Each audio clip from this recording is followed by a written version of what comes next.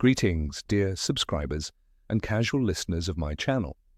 The world of Harry Potter is a bottomless trove of theories, speculations, and daring ideas. Fans across the globe never tire of rereading the books, rewatching the films, and imagining. Some theories sound logical and almost convincing, and others make you raise an eyebrow in disbelief. Today I've gathered the strangest yet devilishly fascinating fan theories about the wizarding world just for you. Get cozy, Twang. It's going to be magically weird. Number 1. Severus Snape is a vampire. Yes, you read that right.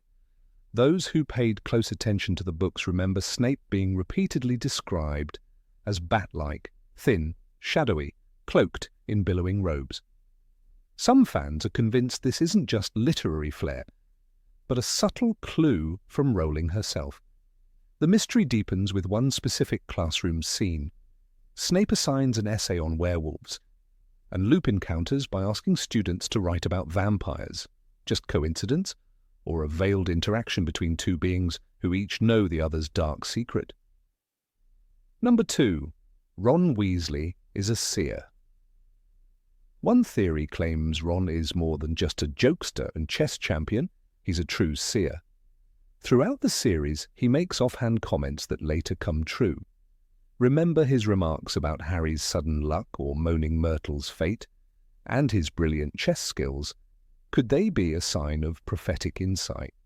Perhaps Ron can see glimpses of the future, without even realizing it himself. Number 3. Chocolate Frog Cards, Dumbledore's secret spy network. How did Dumbledore always know everything? How did he gather details no one else could possibly know? One wild yet intriguing theory suggests the chocolate frog cards weren't just childhood collectibles. They were part of a magical intelligence network created by Dumbledore. If every witch and wizard owns at least one card, then Dumbledore could have had eyes and ears in every home. Ridiculously brilliant and oddly plausible. Number 4. Hogwarts professors bet on Quidditch matches. The books make it clear that Hogwarts teachers are fiercely loyal to their houses, but some fans go further. What if it's more than passion? What if they're placing bets, reserving fields, spying on practices, pulling strings to get better brooms? Could all be part of a hidden betting ring among the faculty. Absurd, definitely. But sometimes the truth is just that strange. Number 5. Mrs. Norris, a woman in love, Filch and his cat, an odd duo indeed, but what if there's more? One theory claims Mrs. Norris isn't a regular cat, but an unregistered animagus. Even more, a woman hopelessly in love with Argus Filch, hiding in feline form. Rumour has it Dumbledore knows and gave her refuge. Maybe that's why she never transforms, always lingering close to Filch. A ridiculous theory, or cheated does, or a tragic tale of love and loneliness. Number 6. Crookshanks, the Potter's old cat. Hermione's cat, Crookshanks, is no ordinary feline. His deep mistrust of Scabbers seems suspiciously accurate. One theory suggests he once belonged to James and Lily Potter. His old age, wise expression, and instant recognition of Peter Pettigrew all raise eyebrows. Could he have tried to warn the Potters of the impending betrayal? And now, years later, continues his silent mission by protecting their son's friends. Number 7. Luna Lovegood. Knew Nargles weren't real. Luna, the ethereal, whimsical heart of Hogwarts. She spoke of creatures no one else believed in, but what if she knew they weren't real? According to this theory, Luna was well aware that Nargles and blibbering humdingers were just her father's inventions, but after her mother's death she embraced the fantasy to stay connected to her father and bring him comfort. Heartwarming? Absolutely. And incredibly believable. Number 8. Hagrid was banned from magic by mistake. Hagrid was expelled in his 3rd year. His wand snapped, his name stained. The ministry claimed he opened the Chamber of Secrets and unleashed the monster. But we know the truth. It was Tom Riddle, young, charming, dangerous. In Chamber of Secrets, Riddle tells Dumbledore, Rubeus Hagrid has been responsible for many acts of mischief. And the ministry listened. They needed someone to blame. Hagrid was half giant, different, easy. But Dumbledore never believed it. He took Hagrid in, gave him a home, a job, a second chance. He even let him keep his broken wand hidden inside a pink umbrella, and Hagrid used it, quietly, clumsily, but with real magic. Fans believe that Dumbledore's trust wasn't just kindness, it was protest. He knew the truth, that Hagrid had been wronged, that the Ministry had buried the mistake and never reversed the sentence. Years passed. The real culprit, Tom Riddle, became Voldemort, and Hagrid remained forbidden to practice magic. But he did sometimes. He lit fires, grew pumpkins larger than houses. He never bragged, never demanded justice. He just lived with it. The theory suggests that the ban could have been lifted if someone had fought for it. But Hagrid didn't ask. He stayed loyal. And maybe that's why Dumbledore trusted him more than most wizards who still had their wands. Number 9. Argus Filch is a wizard who lost his memory. Filch clutches his quickspell letter like a lifeline. Beginner's magic for the magically challenged, it reads. But there's more than embarrassment in his eyes, there's desperation. Why would a man spend his life among wizards, haunting the halls of a magical school, if he had no magic at all? Some fans believe he once did. That Argus Filch was a wizard who lost everything. The theory suggests a magical accident, an experimental spell gone wrong, or perhaps a duel he wasn't meant to survive, something that stripped him not only of his powers, but of his memories. His bitterness, his loathing for students like Fred and George makes more sense that way. They remind him of what he was, or worse, what he can no longer be. In Chamber of Secrets, he screams, "I'll kill you, after Mrs. Norris is petrified. But it's not just rage, it's grief, fear, powerlessness. There are clues. His uncanny knowledge of magical objects, the way he instinctively avoids Peeves's tricks. Even Dumbledore seems to treat him with quiet pity rather than contempt, as if he knows more than he lets on. Why else would the greatest headmaster in Hogwarts history allow a squib to guard the castle's secrets? Maybe because Filch wasn't always a squib. Maybe he was someone once. Someone the magical world forgot. Number 10, Dobby was a secret Malfoy agent. Dobby appears suddenly, nervous, trembling, warning Harry not to return to Hogwarts. Harry Potter must not go back to school, he begs in Chamber of Secrets.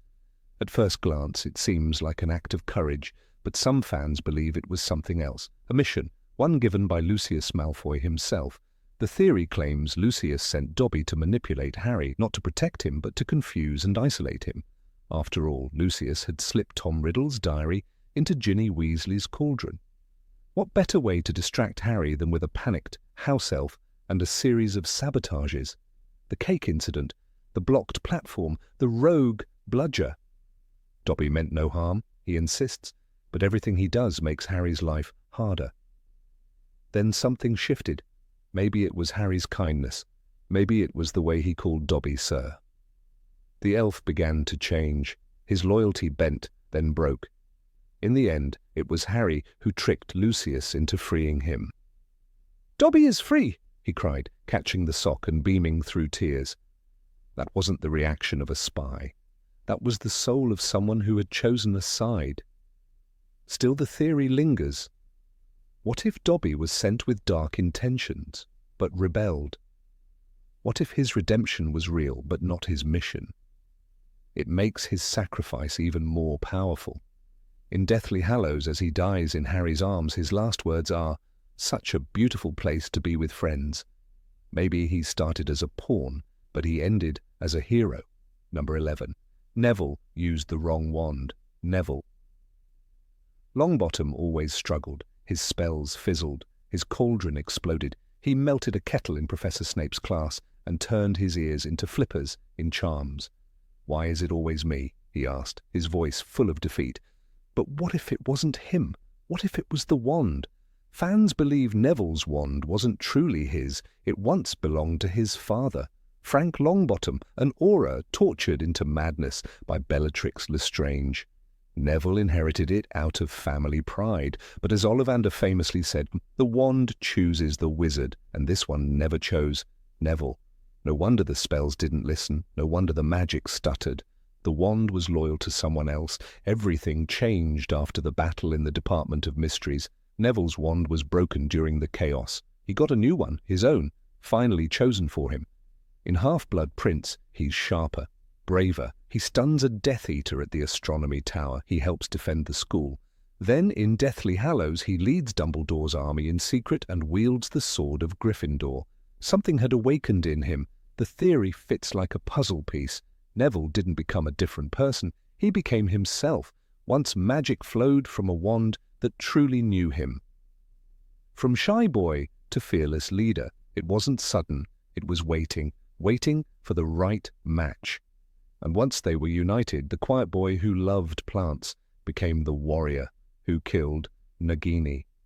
Number 12. Dumbledore and Grindelwald made an unbreakable vow.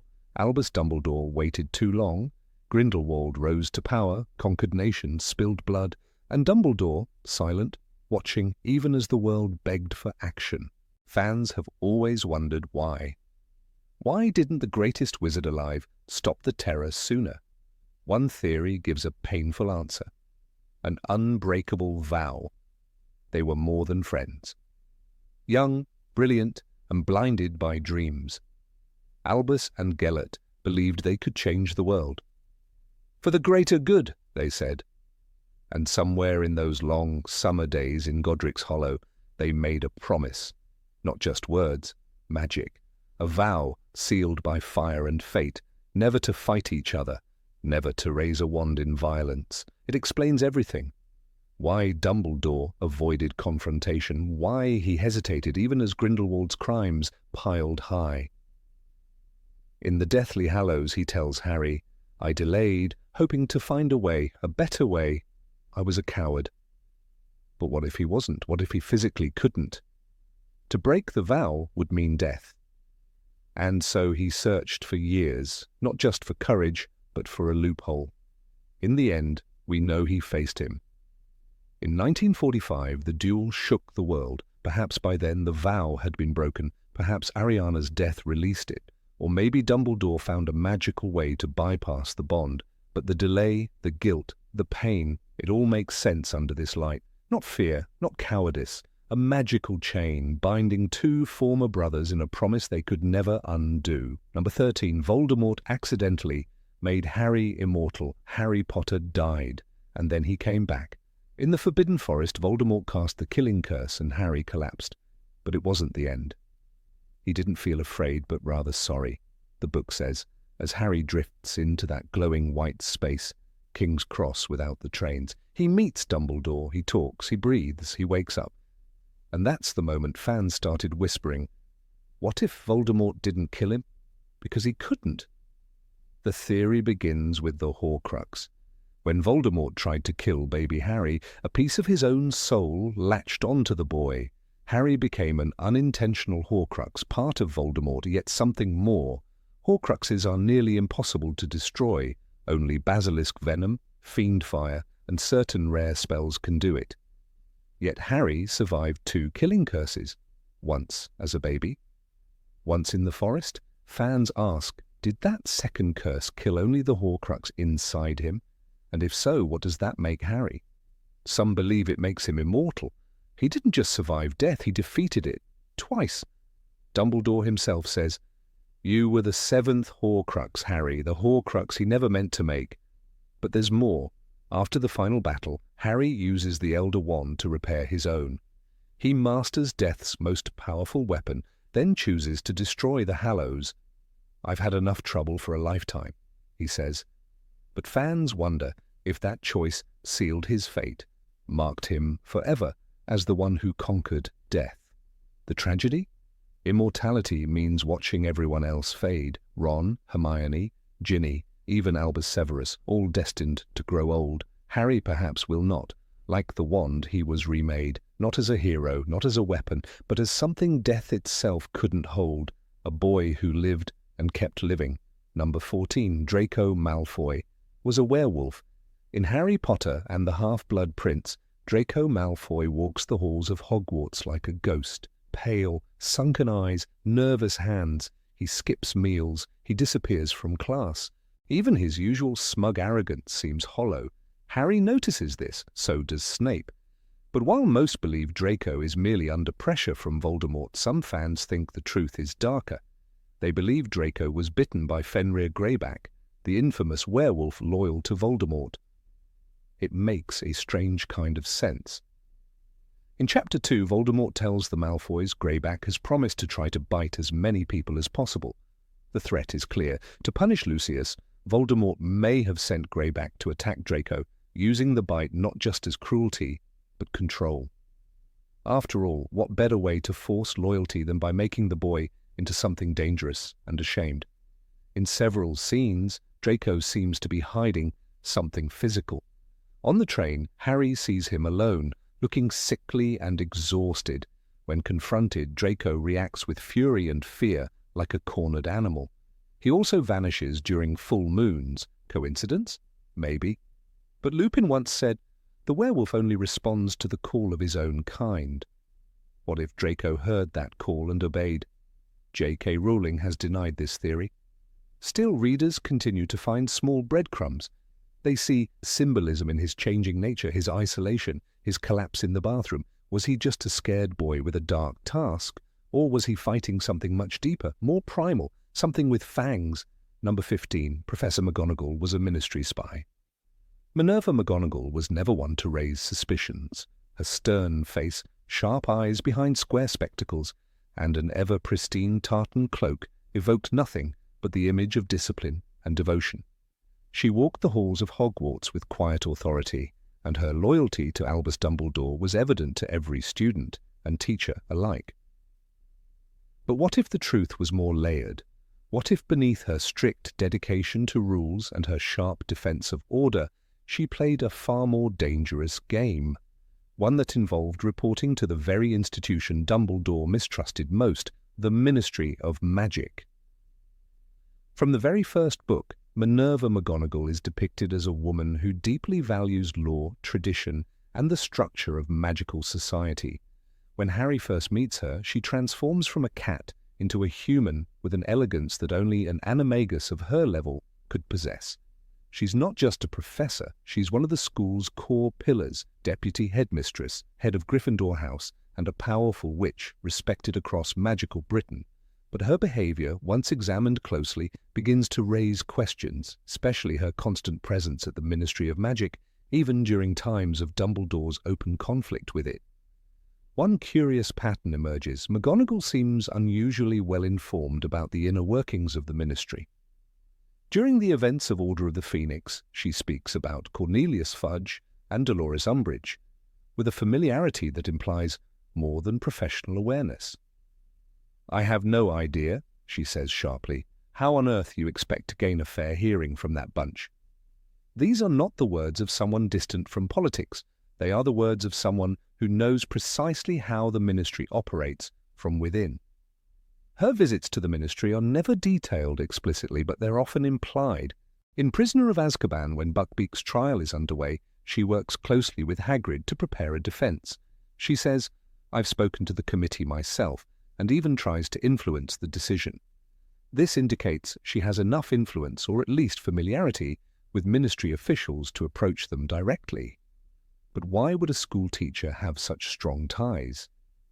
Unless, of course, she was more than a school teacher. Minerva's deep respect for structure and law becomes even more evident when Dolores Umbridge takes over Hogwarts. Despite despising her, McGonagall is careful not to break the law outright. When Umbridge interrupts her class and begins questioning her teaching methods, McGonagall responds with cold professionalism. She says, "I should have made my meaning plainer. He has achieved high marks in all his defense against the dark arts tests set by a competent teacher." She skirts the line between rebellion and compliance with expert precision. That balancing act may well be the skill of a double agent, protecting the institution of Hogwarts while not openly defying the government. There's also the question of how much McGonagall knew about Dumbledore's private missions. She always seemed to be in the loop, but never directly involved in the Order of the Phoenix's most sensitive operations. She was not seen at Grimmauld Place, nor was she present during most field missions. Could it be that her absence was intentional, not because she was excluded, but because her role was different. While Tonks, Lupin, and Shacklebolt fought in the open, perhaps McGonagall worked behind the scenes, filtering information from the Ministry to Hogwarts. One cannot ignore her reaction during Dumbledore's arrest in Order of the Phoenix. When the Ministry arrives to take him away, McGonagall does not fight. Although she is visibly furious, she stands trembling with rage, but does not draw her wand. Could it be that she feared exposing her secret position? Her loyalty to Dumbledore was never in doubt, but loyalty doesn't exclude covert strategy. A double agent often walks on broken glass. One step in the wrong direction could destroy everything. In Half-Blood Prince, after Dumbledore's death, McGonagall immediately steps into leadership. She doesn't hesitate, she doesn't falter. She convenes the heads of house, contacts the Ministry, and assumes control of Hogwarts with an iron grip. Her connection to the Ministry remains intact even now, and she navigates the political aftermath with unnerving ease. A woman simply loyal to Dumbledore might be expected to recoil from the Ministry that helped isolate and undermine him, but McGonagall does not. She remains connected, powerful, and informed. A telling clue lies in the Goblet of Fire, when Barty Crouch Sr. begins behaving erratically. McGonagall seems oddly protective of him. "He is not himself," she says when others question his behavior. She doesn't leap to suspicion, she shields him. Why? Was this out of Ministry allegiance or something deeper? Could she have been in communication with Crouch before his downfall? The way she defends him feels more personal than professional. Another moment to consider is her conduct during the final battle in Deathly Hallows. When Harry returns to Hogwarts, she takes immediate control, organizing the defense, contacting allies, and coordinating with Kingsley Shacklebolt, who is by then the de facto leader of the Ministry resistance. Her communication with Shacklebolt is smooth, seamless, more than simple acquaintance.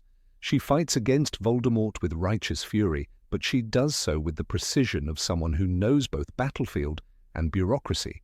Her coordination with the Ministry is natural, almost automatic. Her animagus status also deserves attention. Becoming an animagus requires not only talent, but registration with the Ministry. This was something Sirius Black avoided, and it allowed him to move undetected. But McGonagall chose to register. In fact, her file is detailed and formal. Name: Minerva McGonagall. Animal form: tabby cat. Distinctive markings: spectacle-like markings around eyes. She is a woman who follows rules even when it would be advantageous not to. Such behavior could indicate a long-standing trust in the Ministry or a necessary part of keeping her cover intact. Number 16. Dumbledore is a time traveller. Albus Dumbledore's wisdom has always stood out as something far beyond the realm of ordinary. From the moment he first appears in Harry Potter and the Philosopher's Stone, he radiates a calm and knowing presence that seems more divine than human.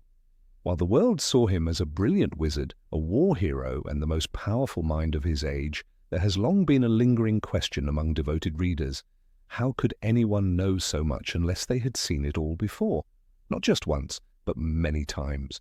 According to a growing fan theory, Dumbledore may not be merely old. He may be a time traveller, someone who has looped through the past over and over again, desperately trying to alter the future. In the echoes of this theory lies the pain of Dumbledore's youth. His sister Ariana died in a tragic accident during a three-way duel between Albus, Aberforth, and Gellert Grindelwald. In the Deathly Hallows, Dumbledore confesses to Harry, "I resented it, Harry. I was gifted, I was brilliant, I wanted to escape, I wanted to shine, I wanted glory." These words are the mark of someone tormented not only by guilt, but by the memory of loss so deep that it haunts every decision. But what if that regret wasn't only memory? What if it was repetition? Each attempt to fix the moment, each time he stepped back into the past, may have led to more failure, and eventually he stopped trying. One of the most compelling pieces of evidence lies not in what Dumbledore does, but in what he avoids. Throughout the series, he allows Harry to face mortal dangers. He withholds crucial information. He guides gently, but almost always from a distance. Many interpreted this as manipulation or perhaps even cruelty, but what if it was something else entirely? What if Dumbledore had already seen what happened when he intervened directly? What if, in one of those timelines, he tried to kill Tom Riddle as a boy, or took Harry away from the Dursleys too early? What if every action he takes now is the one that worked best, or at least caused the least damage? In The Half-Blood Prince, Dumbledore reveals to Harry that he has known about the Horcruxes for a long time. Yet he only shares the truth with Harry once his own death is imminent. Why wait so long? The traditional answer is that he wanted to protect Harry, to shield him from the terrible weight of knowledge. But from a time traveler's perspective, it's clear he waited because he had tried other ways before, and this was the only path where Harry would willingly sacrifice himself at the right moment. All other timelines may have ended in ruin. Consider also Dumbledore's relationship with time as a concept. He gave Hermione the Time Turner in The Prisoner of Azkaban, despite the Ministry's strict restrictions on its use. He, of all people, would have known the risks. "Terrible things happen to wizards who meddle with time," Hermione says, quoting what she's been taught. Yet Dumbledore not only approves its use, but encourages it for a student. Could this reflect a personal knowledge of time travel far deeper than official doctrine? One chilling example is the way Dumbledore reacts to the prophecy about Harry and Voldemort. He hears it in the Order of the Phoenix, told by Trelawney years earlier. The one with the power to vanquish the Dark Lord approaches. Dumbledore's choice to remain silent, to let events unfold, might stem not from indecision, but exhaustion. Perhaps he already saw what happened when he interfered in earlier timelines, when he tried to steer the prophecy's fulfillment more directly. His actions now are not passive, they are calculated, tempered by the weight of seeing every other possible path go wrong. Then there is the greatest mystery of all, how Dumbledore always seems to know what's coming.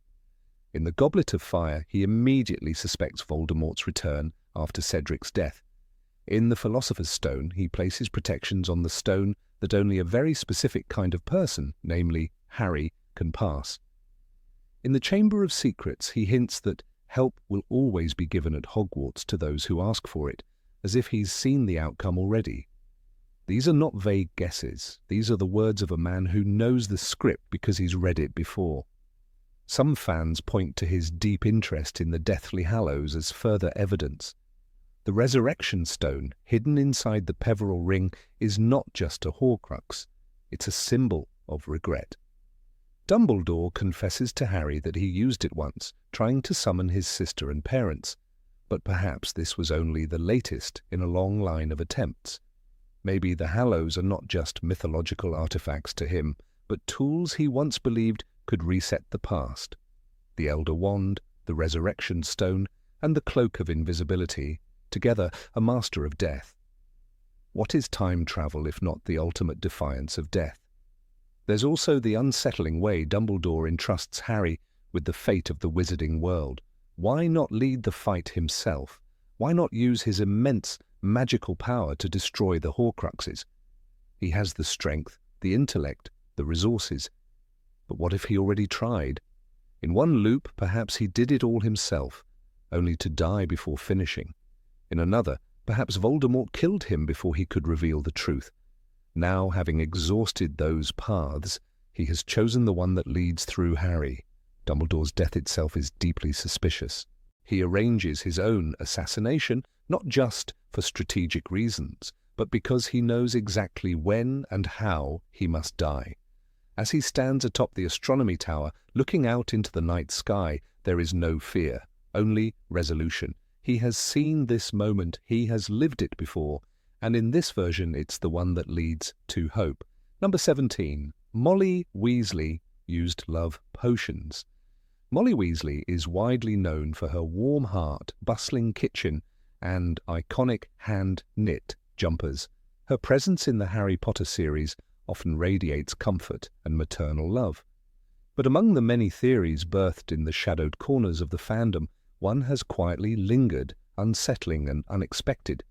The idea that Molly Weasley may have secretly used love potions not for malicious control, but to subtly steer emotions and relationships within her family. This theory suggests that her magical culinary skills might have hidden more than just delicious flavors. It asks us to reconsider whether love, as we saw it unfold in the series, was always entirely natural, or whether it might have been gently brewed and stirred with care. The theory hinges on several peculiarities scattered throughout the books. One of the most cited examples is Ginny Weasley's persistent, almost unnatural fixation on Harry Potter. Introduced early as a shy admirer, Ginny's infatuation begins when she is just a child. However, it never truly fades. It matures into a potent attraction that seems to bloom suddenly and with a force that surprises even Harry. It's not that Ginny is unworthy of his attention. She is strong-willed, skilled at magic, and ultimately becomes his wife. But the speed and certainty with which Harry falls for her in Half-Blood Prince raises questions. After years of friendship, he begins to feel an overwhelming, visceral pull toward her, described as a beast in his chest roaring with approval whenever she appears. This sudden intensity doesn't quite match the slow, natural build of most relationships in the series. And fans have asked, is it possible this pull was chemically enhanced? The Weasley household was a revolving door for Harry throughout his time at Hogwarts. He often stayed at the Burrow where Molly's food was a constant. Dishes like treacle tart and shepherd's pie weren't just delicious, they were comforting, grounding.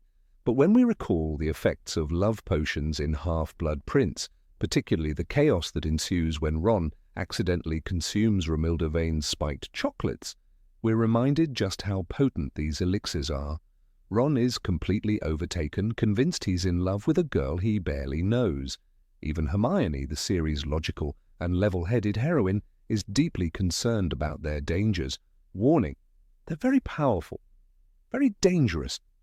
She knew better than most the perils of tampering with such magic. Hermione's role in this theory is vital. Her eventual romance with Ron has always puzzled readers. Throughout the series, she often appeared exasperated by him. Their interactions were filled with bickering and moments of jealousy, yes, but little emotional intimacy until much later. Yet by the time of the Battle of Hogwarts, they are nearly inseparable. Some fans believe Molly may have noticed their potential earlier than they did themselves, and decided to help nature, along with a well-placed drop of encouragement. It's worth noting that Molly was a master of domestic magic. In Chamber of Secrets, her kitchen is described as a symphony of enchanted objects, self-scrubbing pots, self-peeling potatoes, and dishes that fly across the room. With such a mastery of magical household work, brewing a love potion or incorporating it subtly into a meal would not be difficult. Her talents extended far beyond needlework and charm. She was in every sense a witch of careful precision. And love potions, after all, aren't illegal. They're sold at Weasley's Wizard Wheezes and used openly at Hogwarts. Even more suspicious is the dynamic between Ron and Lavender Brown. While under the influence of Romilda's love potion, Ron is overly affectionate and irrationally obsessed. But what's intriguing is that Molly never seems surprised when Ron shows signs of romantic confusion or distress, particularly during his time with Lavender. In fact, Molly's concern in Half-Blood Prince focuses more on Hermione's well-being than Ron's unusual behavior. She appears to be pushing Hermione into the picture, inviting her over for Christmas and making subtle comments that reinforce her support for Hermione as a daughter-in-law. It's almost as if Molly was orchestrating a romantic path for Ron, one that aligned with her vision for the future. When Harry becomes romantically involved with Ginny, there is a notable absence of disapproval or caution from Molly. One might expect a mother to be protective, especially considering Harry's notoriety and the dangers he faces. But instead, Molly embraces the relationship almost too readily, as though it had always been the plan. This acceptance could be interpreted as maternal trust, or as the satisfaction of a carefully executed design. The idea that Molly envisioned Ginny as Harry's partner isn't far-fetched. Ginny herself was raised on tales of the boy who lived. But what if the admiration Ginny felt was subtly nurtured and reinforced by magical influence? Molly's motivation, if the theory holds weight, wouldn't have been sinister. In the wizarding world, love is powerful magic. Her intentions may have been rooted in a desire for unity, for her children to find love in safe, stable places. She had witnessed war, loss, and death. Her brothers Fabian and Gideon were murdered during the First Wizarding War. Molly knew what it was to lose family and perhaps clung tightly to the idea of keeping hers whole. Love potions, then, might have been her way of ensuring bonds that would hold through the darkest times. The use of love potions has a deep, if troubling, history in the series. Merope Gaunt used one on Tom Riddle Sr., creating the ill-fated union that produced Voldemort. The tragedy of that story lies in the absence of true love and the eventual consequences of manufactured emotion. Dumbledore himself reflects on this with sorrow, saying Merope ceased to give him the potion. Perhaps she hoped that he had now fallen in love with her of his own accord. He had not. And yet, this example shows us that love potions were not always used for manipulation alone. Sometimes they were wielded by the desperate in search of something lasting. Number 18, Fred and George could read each other's minds. In the heart of the burrow, amidst the chaos of 7 children, Fred and George Weasley were never just twins. They were a phenomenon. Not only did they finish each other's sentences, but they moved with uncanny synchronicity, as if guided by a single mind split between 2 bodies. To the casual observer, they were pranksters, but to the attentive reader, there lingered the possibility of something more, something magical. A theory began to take root among devoted fans. Fred and George could read each other's thoughts. The idea seems outrageous at first glance, especially in a world where magic is meticulously categorized and taught. Yet, as many things in the wizarding world defy categorization, so too might the bond between these twins. The Ministry of Magic never formally classified telepathy among its list of standard magical abilities. Legilimency comes close, the art of navigating another's mind, but even that requires training and eye contact. Fred and George, however, seemed to require neither. Their pranks were not just clever, but orchestrated to perfection. Consider the infamous moment during the 1994 Triwizard Tournament when they attempted to hoodwink the Goblet of Fire by aging themselves with a potion. As they crossed the magical age line hand in hand, they were thrown back with synchronized thuds. The result was laughable, but the plan itself showed their shared vision. There was no whispered strategy or coordinating nods. The idea was already mutual, like a thought that didn't need to be spoken. The twins moved as one. At Hogwarts, this eerie unity became even more pronounced.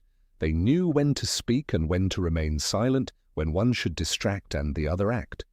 During their frequent raids on Filch's office or their spontaneous fireworks displays, their timing was flawless. No audible cues, no visible signals, just an instantaneous execution of chaotic brilliance. How could they coordinate such acts without even a glance? The answer may lie not in practice, but in a deeper mental link. A revealing example comes during Harry's 4th year, when Dolores Umbridge tightened her tyrannical grip on the school. Fred and George didn't merely resist, they led a revolution. Their grand departure was planned and executed in such poetic harmony that it felt like a symphony of rebellion. As fireworks exploded in perfect formation and swampy chaos engulfed corridors, they weaved through the mayhem like dancers.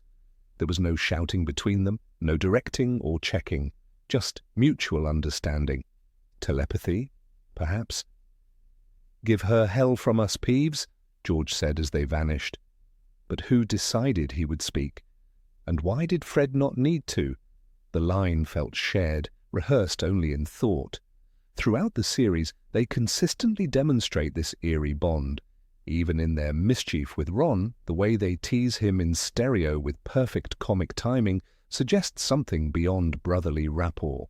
When Harry arrives at the burrow in the Goblet of Fire, they burst into laughter at Ron's hand-me-downs, then simultaneously reach into their pockets and toss dung bombs into the garden, scurrying away before Molly could scold them. No glance exchanged, just reflex, just thought. Or was it? This theory takes a darker turn when you consider Fred's death during the Battle of Hogwarts. George, injured and broken, loses more than a twin. He loses half of himself. The world was ending, or maybe it already had, he later confided in a rare moment in the extended lore. Though not found in the main books, J.K. Rowling confirmed that George would never fully recover. He would never laugh the same again. Fans speculate that it wasn't just grief, but literal psychic pain, the fracture of a mind once shared. The silence in George's head, once filled with his twin's constant, unspoken presence, became unbearable.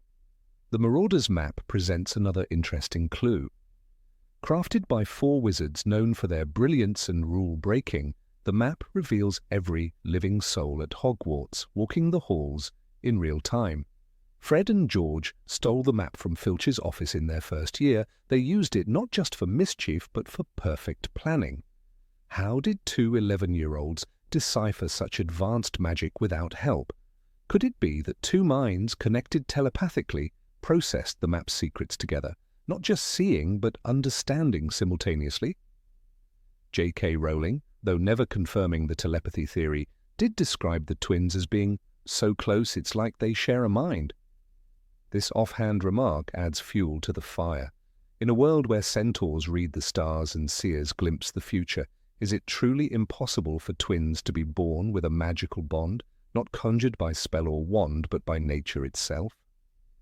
In Order of the Phoenix, the 2 masterminded an entire underground network within Hogwarts. The secret passages, the rotating product lines of Weasley's Wizard Wheezes, the deployment of decoy detonators, it all happened without note-passing or whispered meetings. Their coordination was military in its precision. Harry, Ron, and Hermione, despite their brilliance, constantly fumbled in comparison. How did the twins outmatch even Hermione's planning? Possibly because they didn't need to communicate out loud at all. One of the most compelling scenes comes during the battle inside the Department of Mysteries. Though the twins weren't there, it is telling that the Hall of Prophecies contained orbs related to untold magical abilities. What if there were records, hidden and restricted, of rare genetic magical gifts like telepathy? Is it any coincidence that such information was hidden in the deepest recess of the Ministry?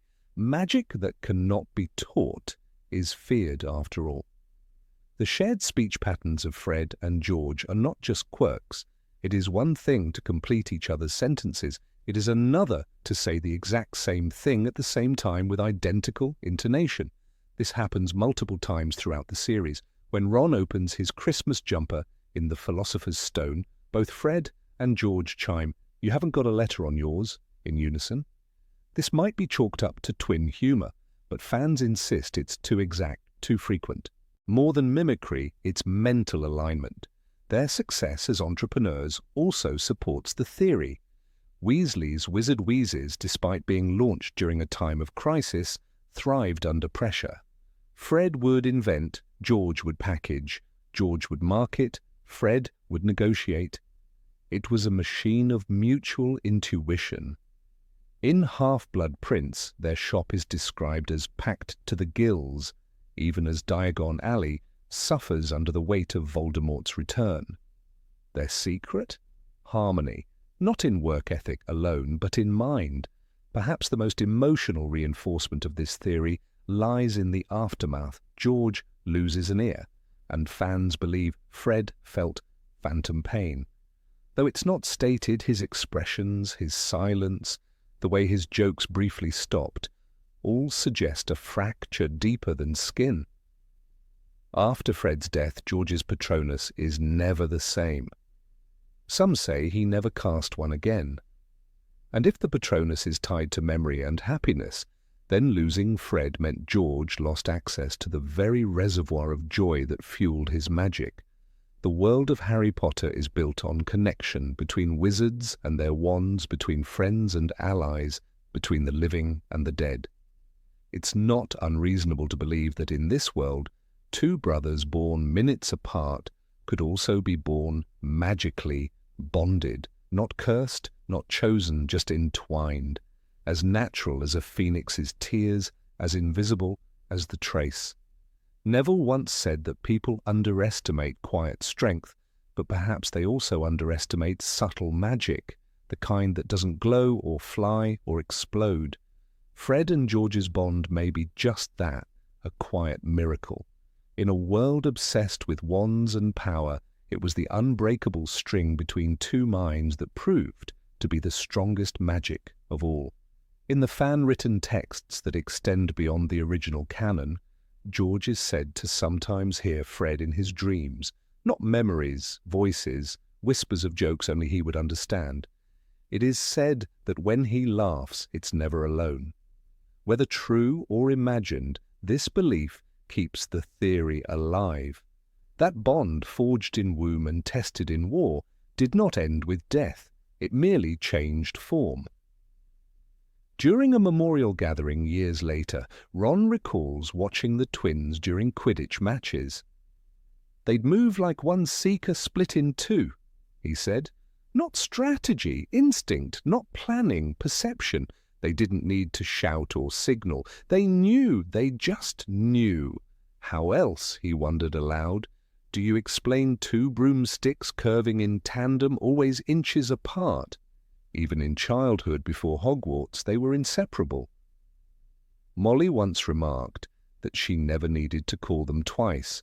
They always came together, as though pulled by the same string. It wasn't favoritism or conditioning. Bill and Charlie were close, so were Ginny and Ron. But only Fred and George shared a kind of silence that spoke volumes. It's possible that we will never know the full extent of the magic that bound them, but in rereading their scenes, in analyzing the impossible timing and wordless understanding, one cannot help but wonder. In a world where portraits talk and time can be turned, is twin telepathy really that far-fetched? The books never outright confirm it. J.K. Rowling never gave us a spell or a label. But perhaps that's the point. Some magic, like the best tricks, lives in the unanswered. Fred and George may have been the greatest pranksters Hogwarts ever knew, but their final trick, convincing the world they were just clever twins, when they might have been something far more extraordinary. Number 19. The Dursleys hated Harry because of the Horcrux. The cupboard under the stairs was not merely a place of neglect. It was a sanctuary of silence amid a home pulsing with quiet hostility. The Dursleys of number 4, Privet Drive, Vernon, Petunia, and Dudley are forever remembered by readers as cruel guardians who tormented a boy simply because he was different.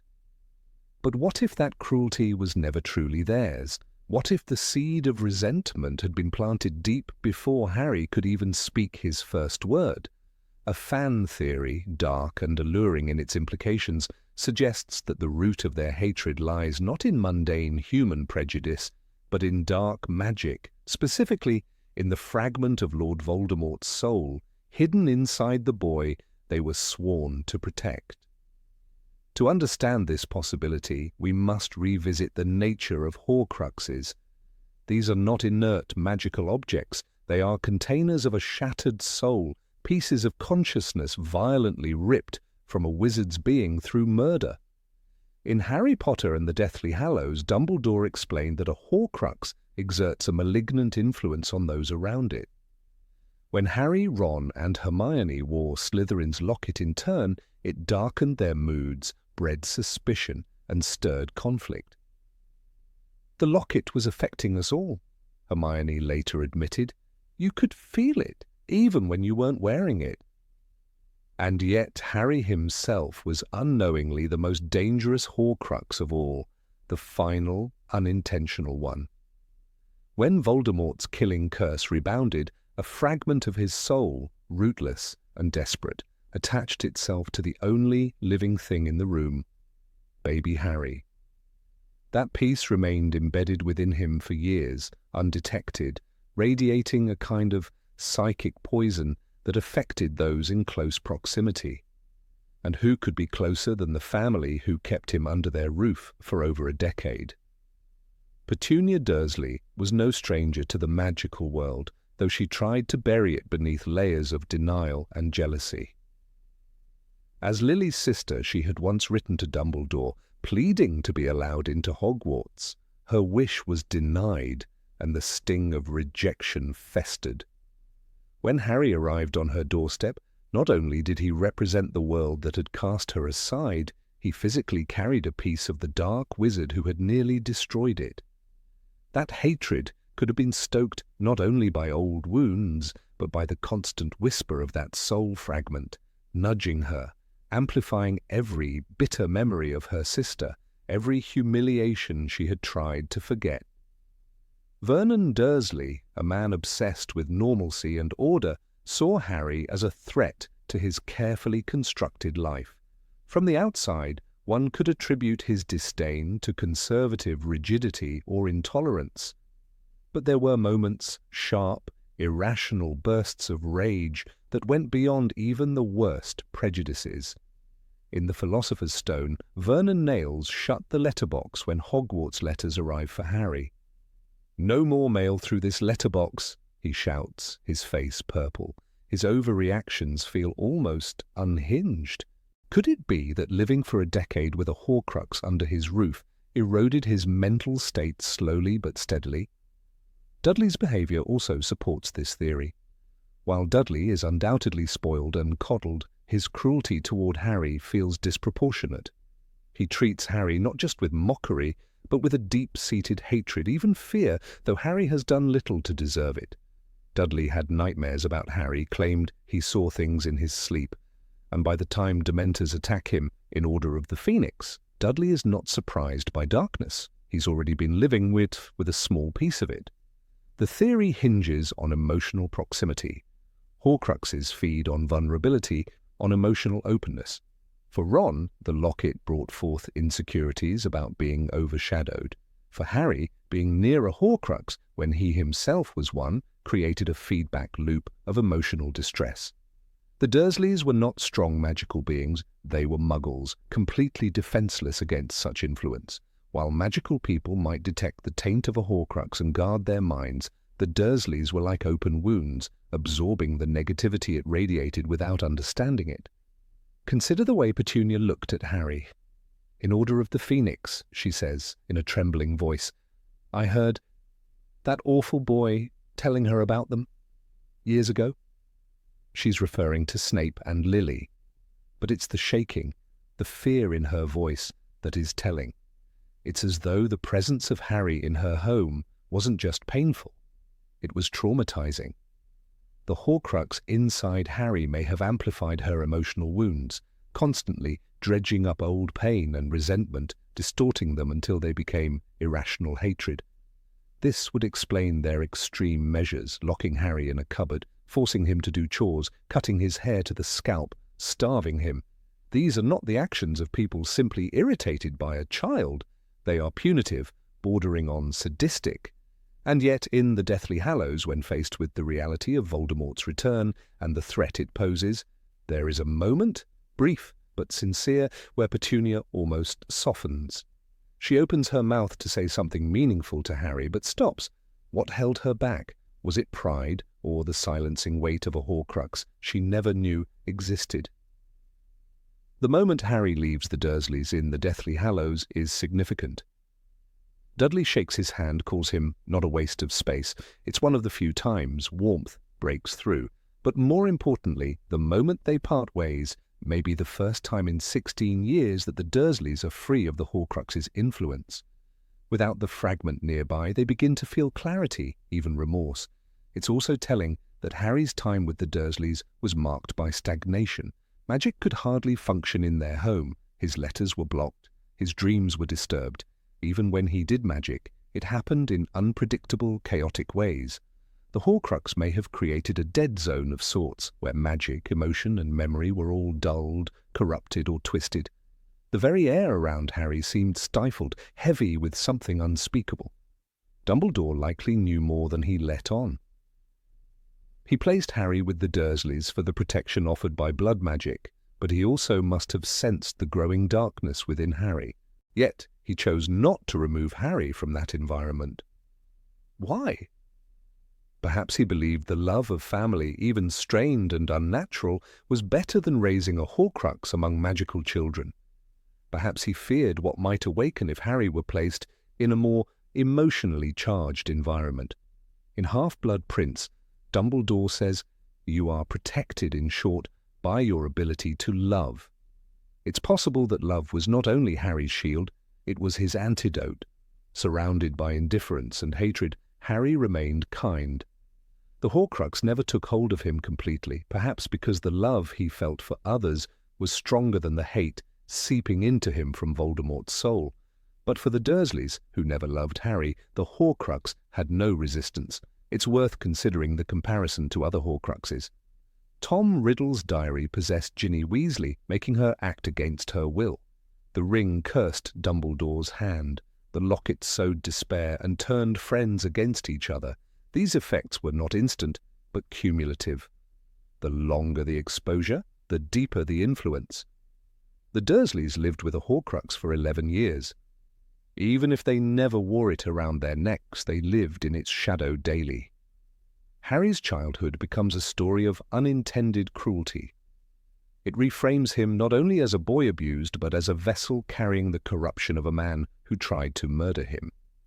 It adds a layer of tragedy to his years in Little Whinging, where he was simultaneously the victim and, unknowingly, the source of unease.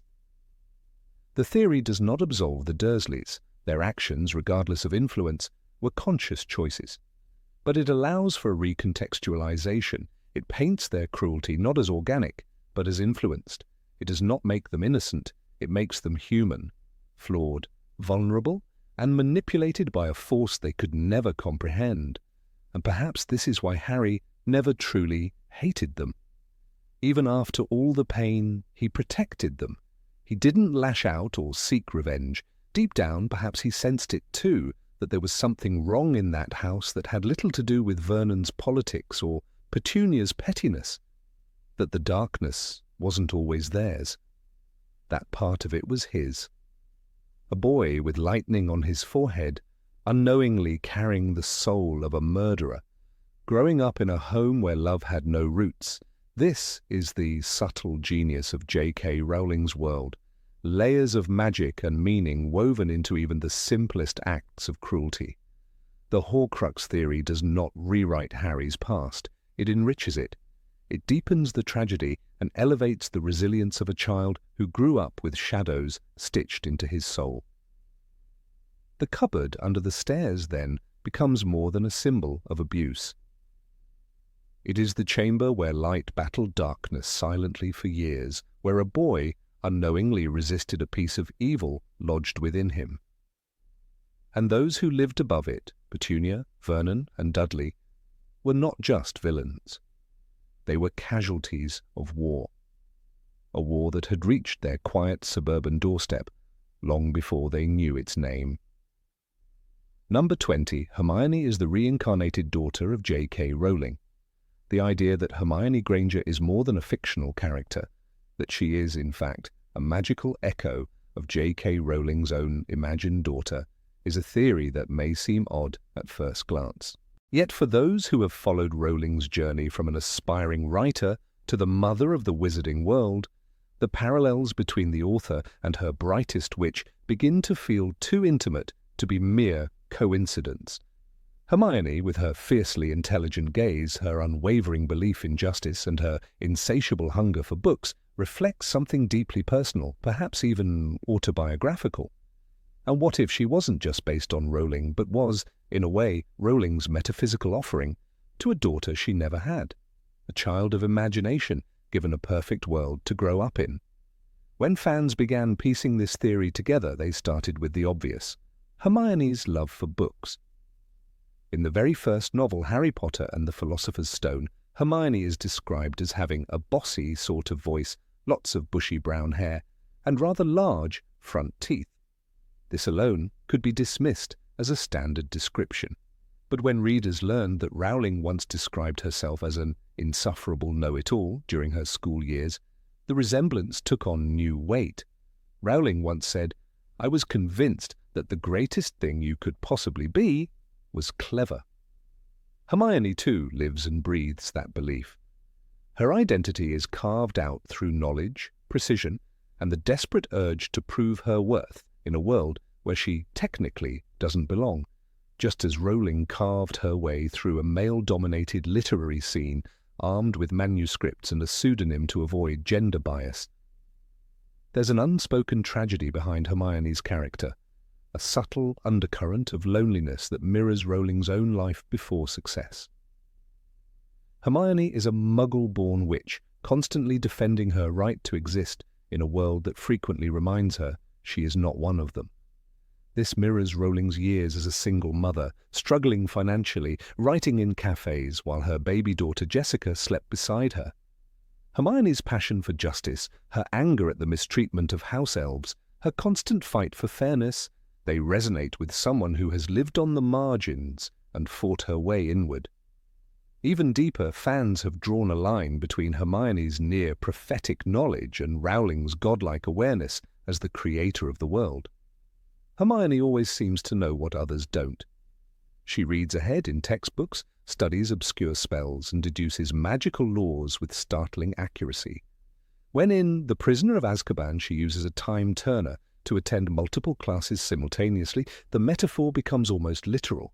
She is, in a sense, existing outside of time, just like an author who knows the end of a story long before the characters do. In Goblet of Fire, Hermione is the first to suspect Rita Skeeter's animagus form, tracking her through logic, research, and attention to detail.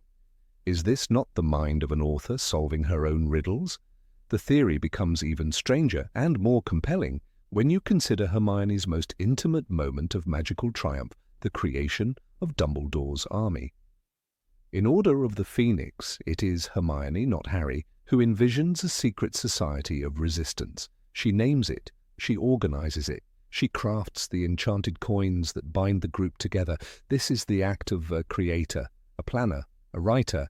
Hermione becomes a hidden architect in a story where she is not even the protagonist. Could this be Rowling imagining a daughter who might one day build her own worlds, secretly guiding others in the background while letting them believe they are the heroes? Rowling's own history is inscribed into the character in 1,000 tiny ways. Both have a near-religious devotion to learning. Both were outsiders at school. Both experienced bullying. Rowling has spoken about being teased as a child for being a bookworm. Hermione, too, is mocked early on, with Ron famously saying, "It's no wonder no one can stand her." And yet, both rise, both endure, both come to be admired for the very traits that once made them outcasts. Physically, the connection becomes uncanny. The early descriptions of Hermione bear a striking resemblance to Rowling herself. Bushy brown hair, large front teeth, slight awkwardness. When asked about Hermione, Rowling admitted, "She is a lot like me when I was younger." And when Emma Watson was cast, Rowling reportedly cried, saying she was perfect. Not because she looked like the Hermione described in the books, but because, perhaps, she saw in Emma the daughter she had imagined for so long, a young woman who could carry the burden of brilliance and sensitivity with grace.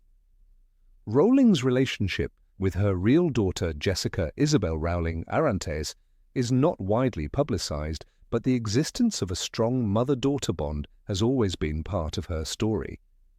Still, Hermione feels different. She is not just a daughter, she is a projection, a dream. The child Rowling might have been, or perhaps, the child she wished to raise in a world free of suffering and full of wonder. One who wouldn't have to endure poverty, single parenthood, or rejection. One who could fight monsters with magic and win. It is not unusual for writers to craft characters in their own image. Charles Dickens did it, Virginia Woolf did it. But Rowling, in shaping Hermione, didn't just give her a voice, she gave her her mind. In every puzzle Hermione solves, in every book she quotes, in every moral stand she takes, there is the sharp edge of an author trying to teach the world something she learned the hard way. When Hermione chooses to erase her parents' memories to protect them in Deathly Hallows, it is an act of quiet, devastating sacrifice. It's a scene that reflects Rowling's own understanding of what it means to protect those you love by doing what they may never understand. And what of Hermione's fate? Unlike many characters in fantasy, she does not die, fade, or vanish. She thrives. She becomes Minister for Magic, she changes laws, she marries a man who once underestimated her, and together they raise a new generation. If this is Rowling's daughter in disguise, then she gave her the ending she might dream of for any child: safety, influence, and a lasting impact, not just in the magical world, but in the hearts of millions. The uncanny overlaps between author and character go beyond personality. Hermione's fear of failure, a recurring trait, reflects Rowling's own anxieties. Before Harry Potter was published, Rowling faced 12 rejections. She doubted her path. Hermione, too, is plagued by anxiety about exams, about being expelled, about not living up to expectations. In Philosopher's Stone, she says, "I hope I'm in Gryffindor. It means I'm brave. It means I'm like my parents." This hunger to be good enough, to be worthy, is heartbreakingly human, and perhaps a whisper of the author's own battles with self-worth. There's also something spiritual about this theory. In mythology and folklore, creators often breathe life into their own children, sometimes literally, sometimes through storytelling. Pygmalion carved Galatea. Geppetto built Pinocchio. Rowling, it seems, wrote Hermione, not as a passive character, but as a living entity who carried a piece of her creator's soul. In Half-Blood Prince, Dumbledore tells Harry that love leaves traces deeper than any magic. Perhaps the act of writing for Rowling was an act of love. Hermione, then, is more than fiction. She is a gift, a letter to the future. If we examine Hermione's role in the trio, her importance becomes almost surreal. Harry may be the chosen one, but it is Hermione who constantly saves them. She knows the spell, she has the plan, she sees the danger before others. Without her, the story would collapse. This is not a side character, this is a cornerstone. And in this light, the theory gains power. Hermione is not just part of the story, she is its secret backbone, just as Rowling herself is the unseen architect behind every turn of the page. Even Ron's transformation, his slow journey from mockery to admiration, mirrors how society learns to respect women like Hermione. Girls who are smart, loud, and unapologetically capable often start as punchlines and end as icons. Rowling knew this journey intimately. Hermione's arc is her redemption story for every girl who was told she was too much, and for every woman who was told to stay quiet. And what of the readers? Millions of young girls saw themselves in Hermione. For some, she was the only character in fantasy who looked like them, not physically but intellectually. She was not the pretty one, she was not the damsel, she was the mind, the heart, the planner. And in giving this to Hermione, Rowling may have given her imaginary daughter something she herself never had, a world where cleverness was celebrated, not mocked. It's telling that Rowling never let Hermione lose her edge. Even as she matured, even as she fell in love, Hermione remained fiercely intelligent. Many authors soften their heroines over time. Rowling didn't, perhaps because this wasn't just a character, it was a legacy. One that would teach future generations that there is power in empathy, strength in knowledge, and courage in staying true to yourself. In the end, the theory that Hermione is Rowling's metaphysical daughter isn't just about fantasy, it's about hope. About the idea that an author, through words and will, can give life to someone better, someone braver, someone who will never know what it means to be unwanted or forgotten, someone who will always be heard. And maybe, just maybe, that's why Hermione always knew the answer, because somewhere deep in the ink and parchment, her mother whispered it to her first. Number 21. Voldemort is a descendant of Grindelwald. Of all the dark legacies in the magical world, few are as shrouded in mystery as the possible bloodline of Tom Marvolo Riddle, better known as Lord Voldemort. While most historians agree that Voldemort was the last descendant of Salazar Slytherin through the Gaunt family, some fan theorists propose a far more scandalous lineage, that Voldemort was, through an illegitimate and forgotten branch, a direct descendant of Gellert Grindelwald, the infamous dark wizard who once rivaled even Albus Dumbledore. The notion may seem far-fetched at first glance, but when examined closely, it reveals eerie parallels that suggest more than coincidence, perhaps a hidden inheritance of darkness, ambition, and blood. Grindelwald, born in 1883, was a brilliant but dangerous wizard who shared a youthful vision of magical dominance with Albus Dumbledore, before their paths diverged in blood and betrayal.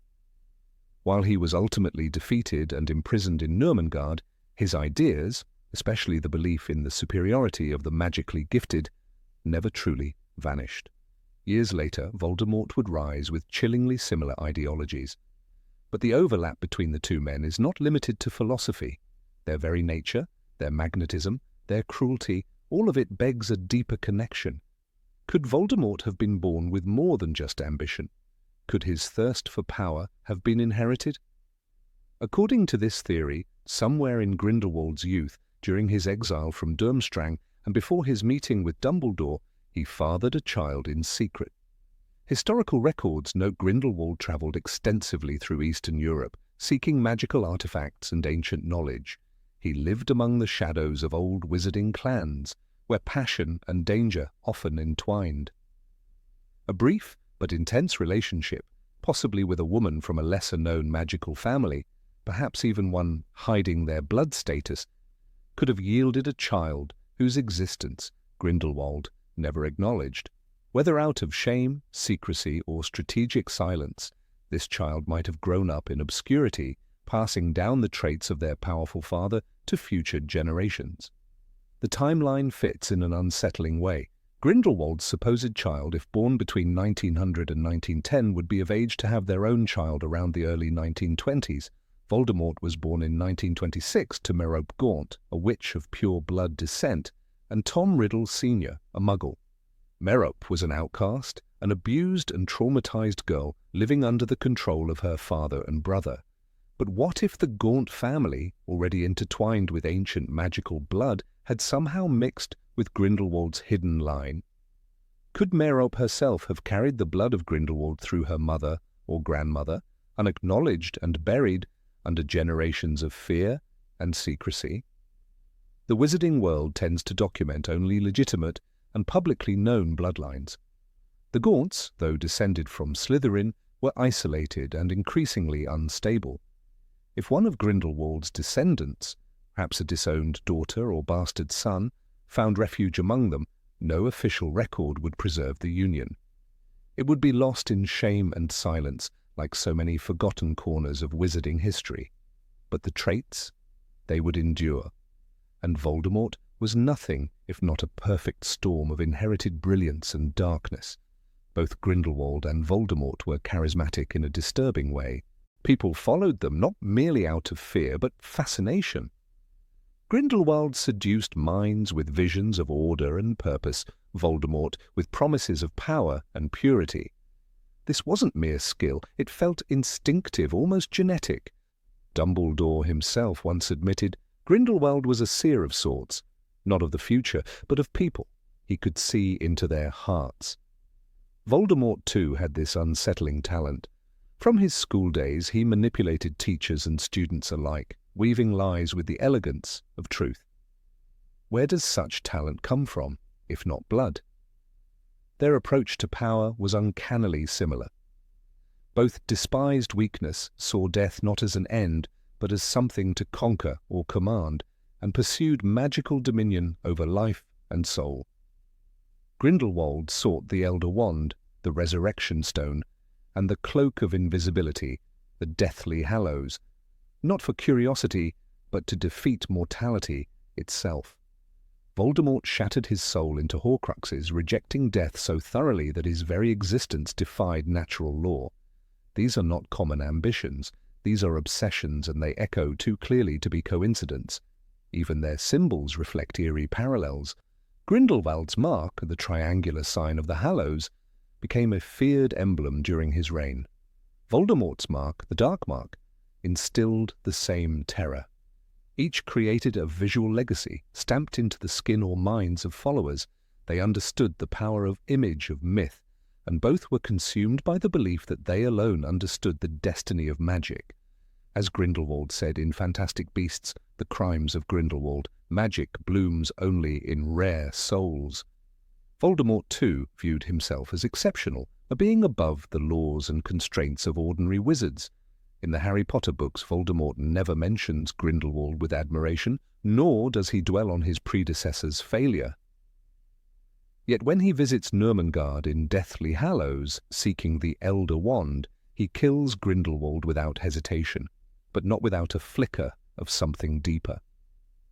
Grindelwald, aged and imprisoned, refuses to betray Dumbledore's grave. Voldemort, enraged, executes him, but why speak to him at all, if not to test him? Was Voldemort hoping to see himself in this relic of darkness, or to erase any shadow of his origin? The gaunt family tree, already fragmented and inbred, leaves room for speculation. Merup's mother remains unnamed in canon.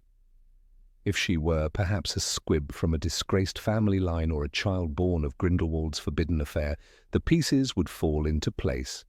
Merope, unloved and ignored, would have carried a magic she never understood, the brilliance of her unknown ancestor suppressed under generations of decay.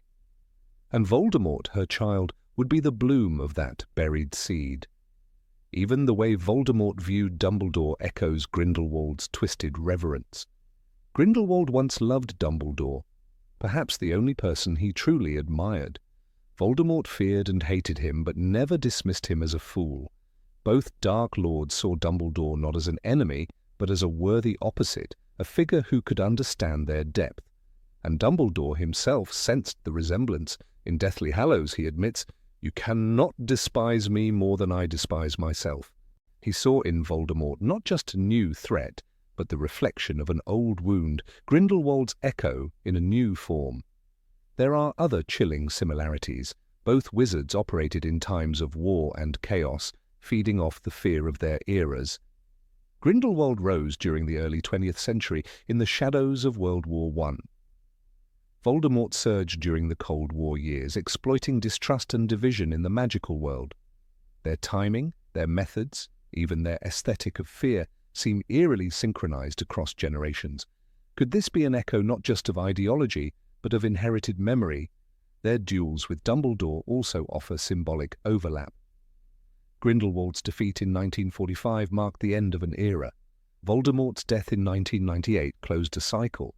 Dumbledore stood between them both, and, in each battle, it was not mere power that triumphed, but morality. Yet the question remains, why did darkness return in such a perfect shape so soon after Grindelwald's fall? Was Voldemort merely the next in line, or the destined heir? Let us not forget their use of magical language. Grindelwald, though speaking in poetic visions, used language as a weapon of seduction. Voldemort, more brutal, used it to command, but both knew that words, like spells, had power. That fear began in the mind, and their followers, the Death Eaters and the Acolytes, behaved less like armies and more like cults. This was not learned behavior. This was instinct, legacy. One might argue that Voldemort's hatred of love disproves any link to Grindelwald, who once felt affection for Dumbledore. But this hatred could itself be a scar of denial, a rejection of vulnerability passed down through generations. What if Voldemort's revulsion to love stemmed from a bloodline where love once led to ruin?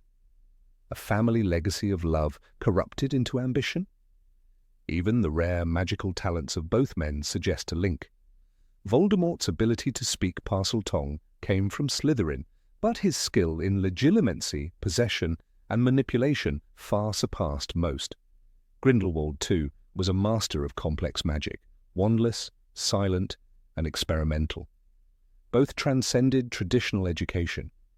Both invented spells, both bent magic to their will rather than obeying its limits. This brilliance feels like more than talent. It feels like heritage. Ultimately, the theory remains unproven, as most dark truths in the wizarding world do, but the idea that Voldemort, is the most feared dark wizard of the modern age, may have carried not just the blood of Slytherin, but the forbidden fire of Grindelwald, opens chilling new understandings of his rise. It was not just Slytherin's heir who returned, but perhaps unknowingly Grindelwald's legacy resurrected in a darker, crueler form. Bloodlines matter in the magical world, and secrets once buried often rise. Voldemort was obsessed with purity, but his own origins may have been more complicated than he ever knew. Perhaps in trying to destroy the past, he was unknowingly becoming the very thing he feared, the echo of a man who once believed the world should be remade in fire. Number 22. Fawkes the Phoenix was once a wizard. Of all the creatures in the wizarding world, Fawkes the Phoenix is perhaps one of the most enigmatic. A fiery bird with tears that heal wounds and a song that brings courage in the face of despair, he perches quietly beside Albus Dumbledore, rarely speaking for himself, and yet always arriving in moments of deep importance.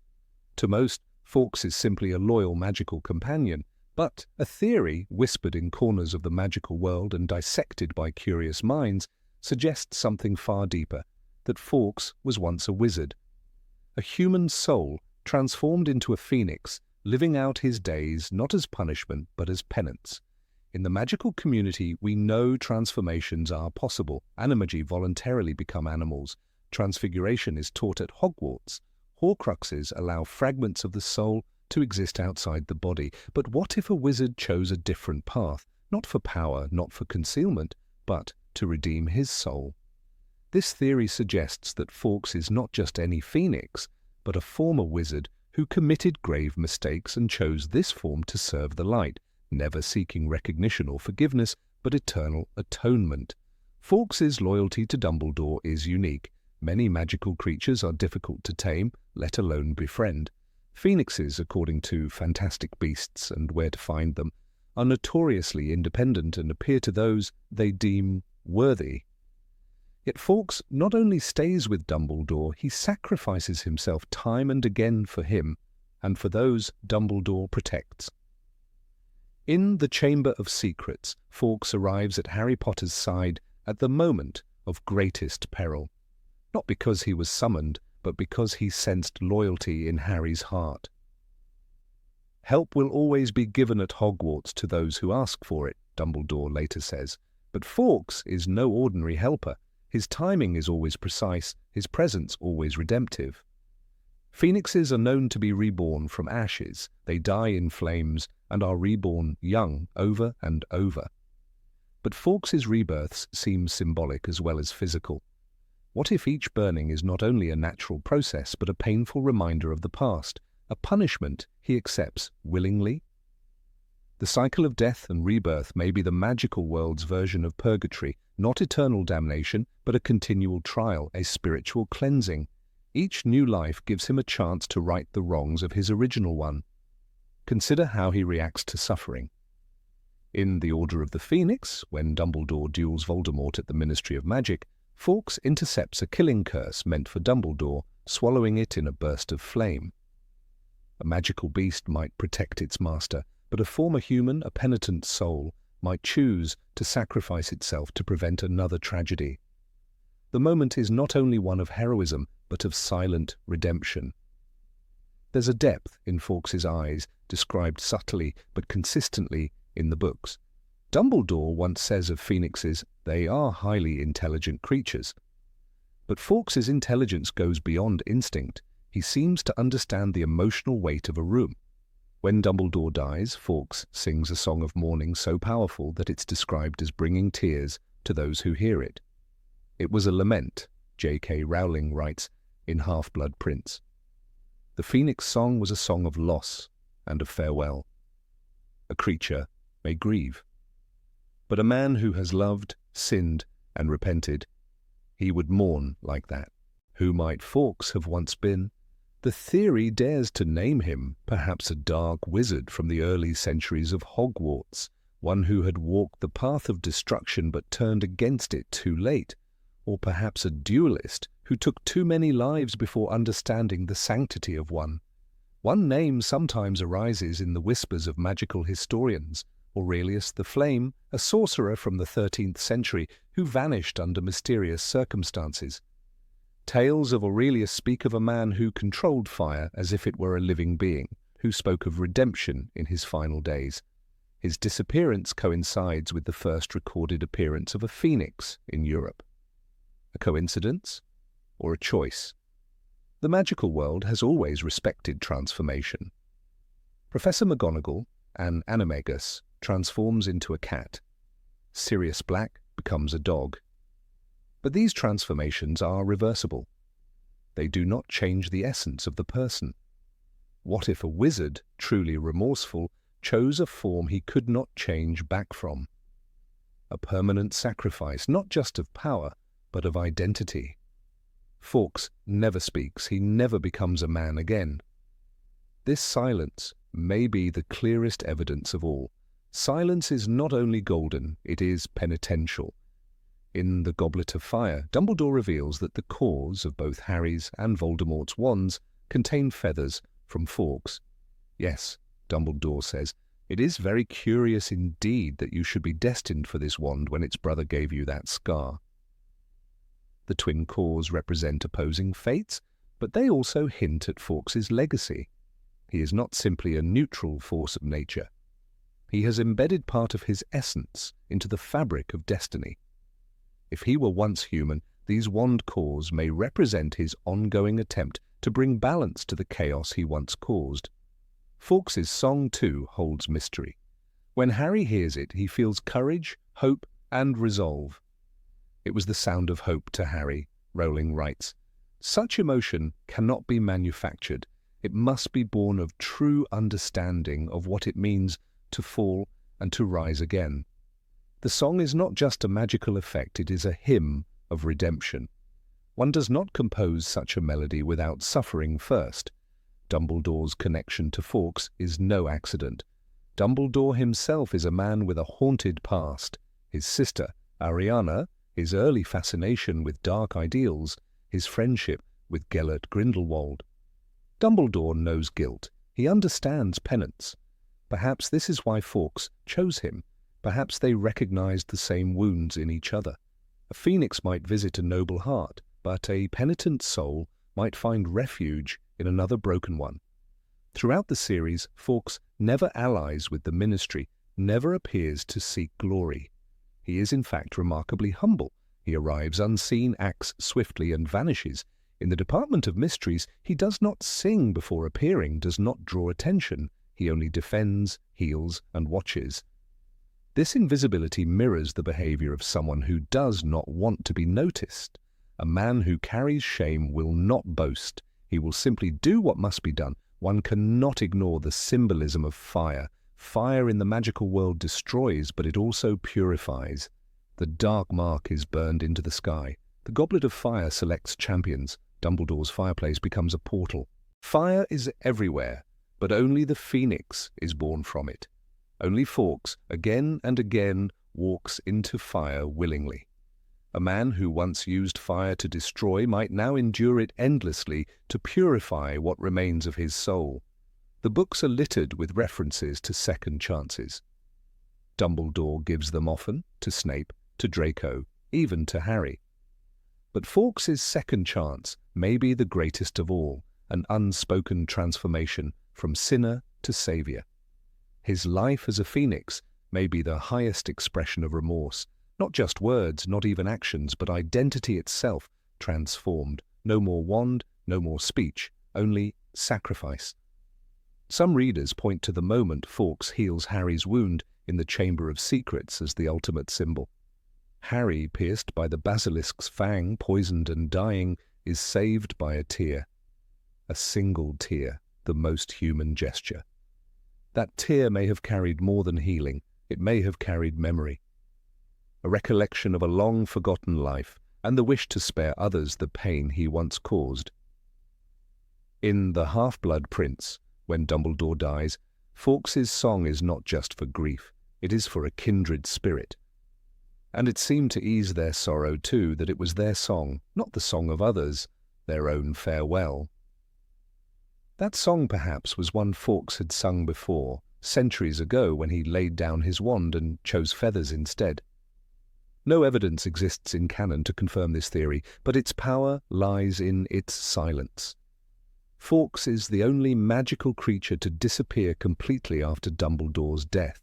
He does not return for the Battle of Hogwarts. He does not sing again. He vanishes as if his task is complete. Redemption does not need applause. It simply ends when the work is done. Fawkes's story, if it is this one, is the quietest tragedy and the purest triumph. Not every redemption comes with celebration. Sometimes it comes in the form of a bird who burns, heals, mourns, and watches, a creature of flame and silence whose only legacy is a feather and a song, a former man perhaps, a wizard of fire who chose to serve light, not with spells, but with sacrifice. Number 23, Harry has no soul, like a dementor. This disturbing fan theory suggests something far more sinister than what we already know about the night Voldemort attacked the Potters. According to some, the event was not merely the creation of a Horcrux. Instead, they believed that Harry's soul was completely destroyed that night. What survived was only a shell, a living body carrying memories, magical instincts, and a haunting emptiness. This idea is shocking and almost blasphemous to lovers of the series, yet there's something eerie in how many pieces fit too well. Harry's childhood was marked by coldness, not just from the Dursleys, but in the emotional tone that surrounded him. He did not cry when he was punished or locked in the cupboard under the stairs. Instead, he simply accepted his misery as though detached from any deeper emotional connection. Aunt Petunia and Uncle Vernon never treated him with love, but what's more unsettling is that Harry never longed for it. He wished for escape, not for affection. Fans of the theory point out that such emotional numbness is uncommon, even for abused children. It's almost as though something fundamental was missing in him from the beginning. One of the central arguments used by supporters of this theory lies in Harry's unnatural connection to dark magic. From his very first days at Hogwarts, he showed an uncanny talent for resisting curses, surviving possession, and sensing evil. When he encountered the diary of Tom Riddle in the Chamber of Secrets, he didn't feel repulsed by it. He felt curious. The diary reached out to him, and he accepted it. Later, he would admit that the visions and dreams connected to Voldemort were addictive in a way he could not explain. It was as though a friend were whispering to me, he thought one night, in the Order of the Phoenix after one of his dreams. That whisper wasn't a comfort. It was a shadow that drew him closer each time. Dementors, those horrifying guardians of Azkaban, affect everyone, but none more than Harry. While Ron and Hermione shivered and felt ill when exposed to a Dementor, Harry collapsed. "He can't stand them," Lupin said. "They affect him more than anyone else." The popular explanation is that Harry had worse memories, more trauma. But Theory 20 suggests something else, a horrifying familiarity. Dementors feed on souls. They recognize what is whole and living. But with Harry, their attraction may have been more than hunger. Perhaps they were drawn to him not because his soul was scarred, but because there was something fundamentally absent, something they sensed, something they mirrored. What Harry experienced during a Dementor attack was not fear alone. It was loss, an abyss pulling him into a memory that didn't feel like his own. He didn't just hear his mother scream, he became the moment. Over and over, Harry was dragged back into that scream. It wasn't just reliving trauma. It was as if his entire self was built around a single echo, the last moment before a soul was extinguished.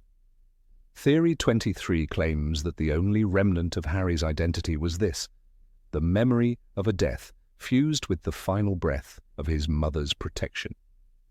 In The Half-Blood Prince, Harry becomes increasingly cold and distant. His obsession with Draco Malfoy's actions, his near-violent anger when questioned, and his growing disregard for rules suggest something changing inside him. He becomes harder, sharper, less empathetic. When he uses Sectum Sempra on Draco, his only reaction is shock, not regret. Snape's punishment angers him more than the horror of nearly killing a classmate. The argument could be made that Harry is maturing under stress, but proponents of Theory 23 suggest otherwise. They say this emotional detachment is the behavior of someone whose capacity for remorse, empathy, and warmth was already fractured, or perhaps never existed at all. Harry's relationship with Voldemort is more than a magical connection. It's a reflection, a mirror of thought, emotion, and instinct. The dreams he experiences are not just visions, they are windows into another consciousness. In the Order of the Phoenix, Harry does not just see through Voldemort's eyes, He begins to think like him. He enjoys the sensation of control, of power. Harry's hand was clenched in a fist, the book reads, but not his own. The boundary between their minds is fragile, nearly illusory. Theory 23 suggests that this is not a two-way connection. It's a vacancy that Voldemort fills with ease, because Harry's core is hollow. There is also the matter of Harry's resistance to possession. In the Order of the Phoenix, Voldemort attempts to possess Harry's body only to recoil in agony. "You're the weak one," Harry whispers. "You'll never know love or friendship." It is a powerful moment, the one many interpret as a triumph of goodness. But Theory 23 proposes a more chilling interpretation. Voldemort, who tore apart his own soul so many times, could not bear Harry's emptiness. What he found was not love, but a hollow echo, an empty vessel that repelled him not with purity, but with nothingness. The theme of death surrounds Harry constantly. He walks among the dead, hears them in the veil at the Department of Mysteries, sees their shadows in the mirror of Erased. He is drawn to them not with fear, but with a strange familiarity. His comfort with death is not that of someone who has accepted mortality. It is the ease of someone who has already died. Sirius Black falls through the veil, and Harry does not scream. He waits. When Dobby dies in the Deathly Hallows, Harry digs the grave with his hands in silence, consumed not by grief, but by ritual. This is not the sorrow of a boy mourning a friend. It is the mechanical act of someone following a pattern he does not question. Nagini, the serpent, who carried a piece of Voldemort's soul, looked at Harry with recognition. In the Deathly Hallows, when Harry enters Godric's Hollow, the snake attacks with fury. But moments before she watched. Her gaze was not simply predatory, it was searching. Theory 23 imagines that she saw in Harry something she understood, another void, another echo of the Master, the same absence masked by human skin. Throughout the series, love is presented as the ultimate defense against darkness. It is Lily's love that protects Harry, Dumbledore's love that guides him, and Snape's love that redeems him. Yet Harry, while surrounded by love, struggles to feel it deeply. He is close to Ron and Hermione, yet often detached. When Sirius dies, he feels rage, but love, rarely described. When Dumbledore falls, he is stunned, but soon becomes cold, calculating. There is love, yes, but it is described more as knowledge than emotion. A duty, not a fire. When Harry walks to his own death in the Forbidden Forest, there is courage, but there is also a kind of peace. Not defiance, but acceptance. He felt his heart pounding fiercely in his chest, the book says, but it was not fear he felt now, it was readiness. Theory 23 sees this as the final proof. A normal boy would cry, tremble, hesitate, but Harry does not. He is going home, not ending something. He walks into death like an old friend, not because he is brave, but because there is nothing within him left to lose. Even his final confrontation with Voldemort is strangely empty. There is no grand declaration, no emotional climax. Voldemort dies not with a scream, but with a whisper. "Tom Riddle," Harry says, not with fury, but with calm. This is not triumph, it is conclusion, the end of a loop, the mirror shattering. Some fans believe this moment is Harry's final release from the emptiness. Others think it proves the theory that from the very start he was merely a vessel to close the circle. And what of the resurrection stone? When Harry uses it, he does not weep. He speaks to shadows, to echoes of his parents, Lupin, Sirius.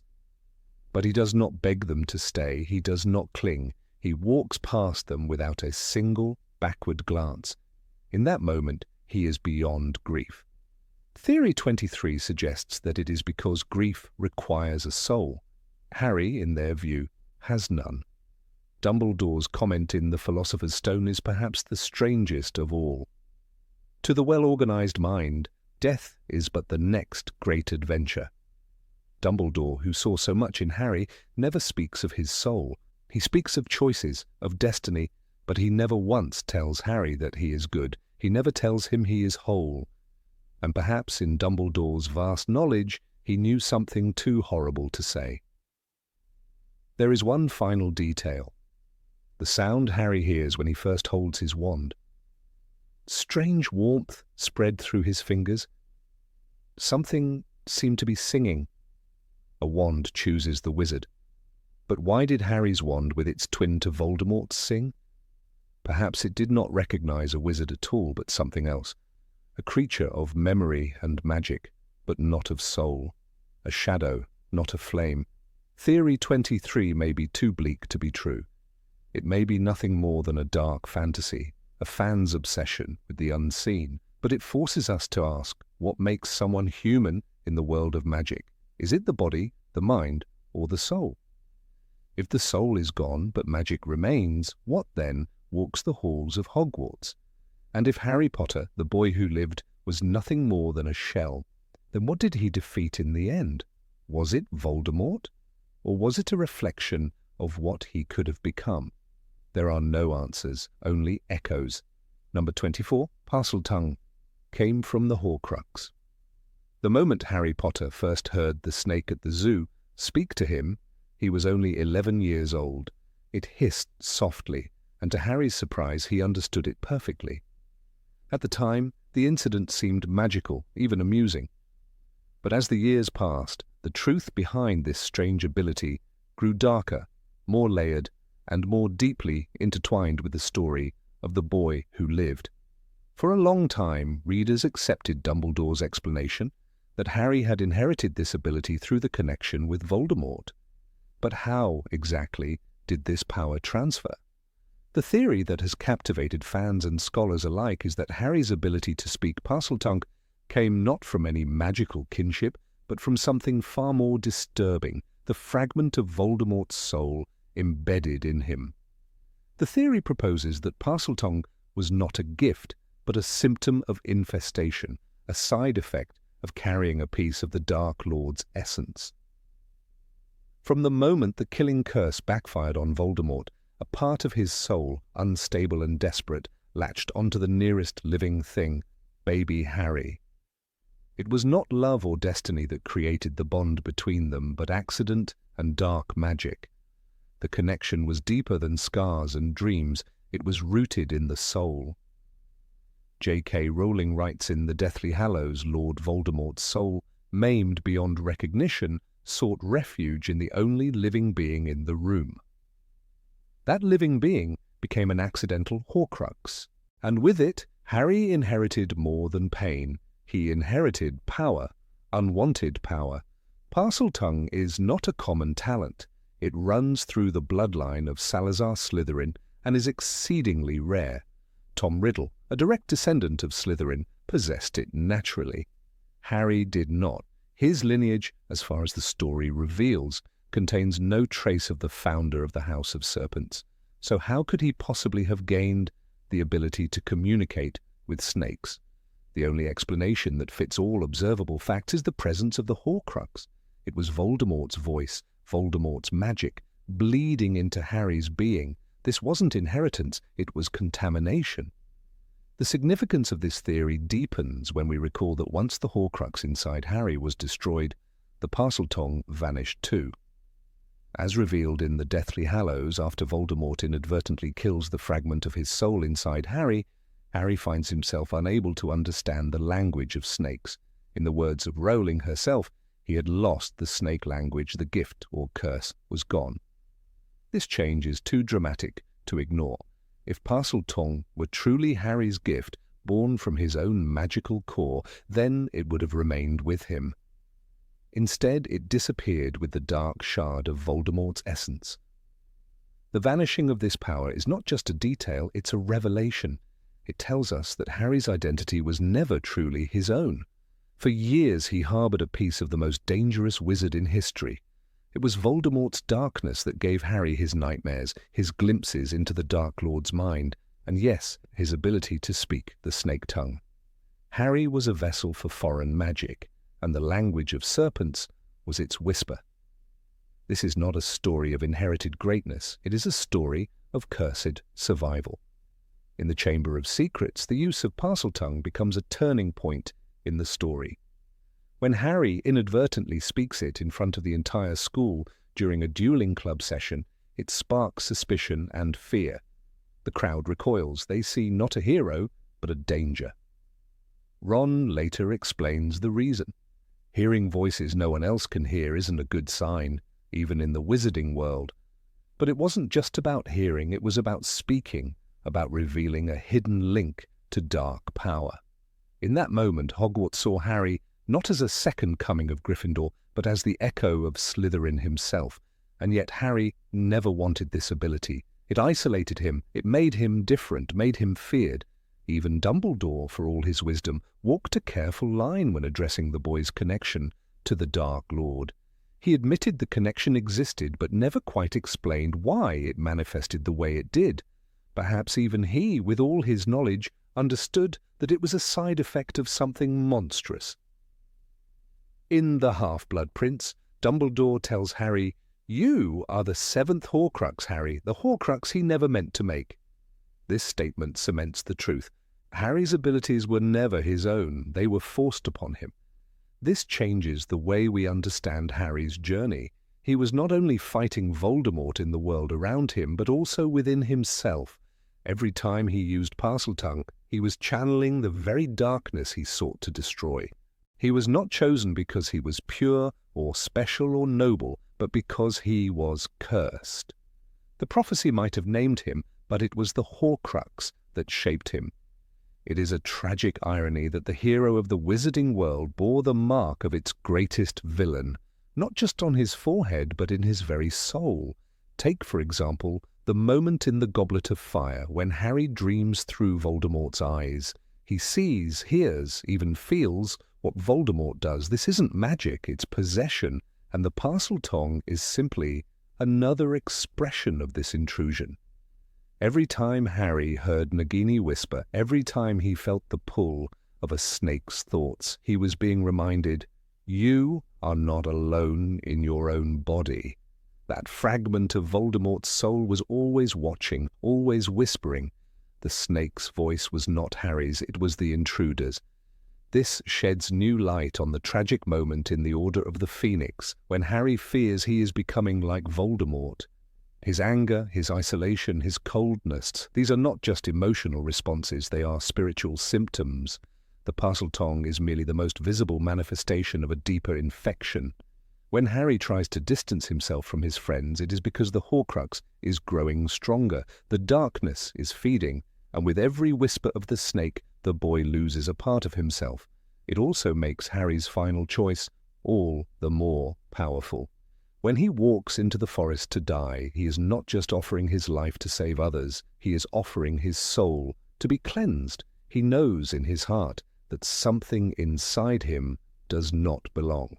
When he meets Dumbledore in King's Cross, he sees the pitiful, screaming fragment that once lived in him. And he does not mourn it, he turns from it, he leaves it behind. In that moment, he reclaims his identity, not as a vessel, not as a Horcrux, but as Harry Potter. This theory also recontextualizes the Sorting Hat's hesitation in placing Harry. The Hat saw Slytherin qualities in him, ambition, cunning, determination, but perhaps it was also sensing the presence of Slytherin's true heir, buried in the soul fragment within him. It was not reading Harry, but the thing inside him. And when Harry begged to be placed in Gryffindor, he was not choosing courage over cunning, he was choosing himself over possession. He was, even then, rejecting the dark magic that clung to him. Nagini, the serpent so beloved by Voldemort, is another clue.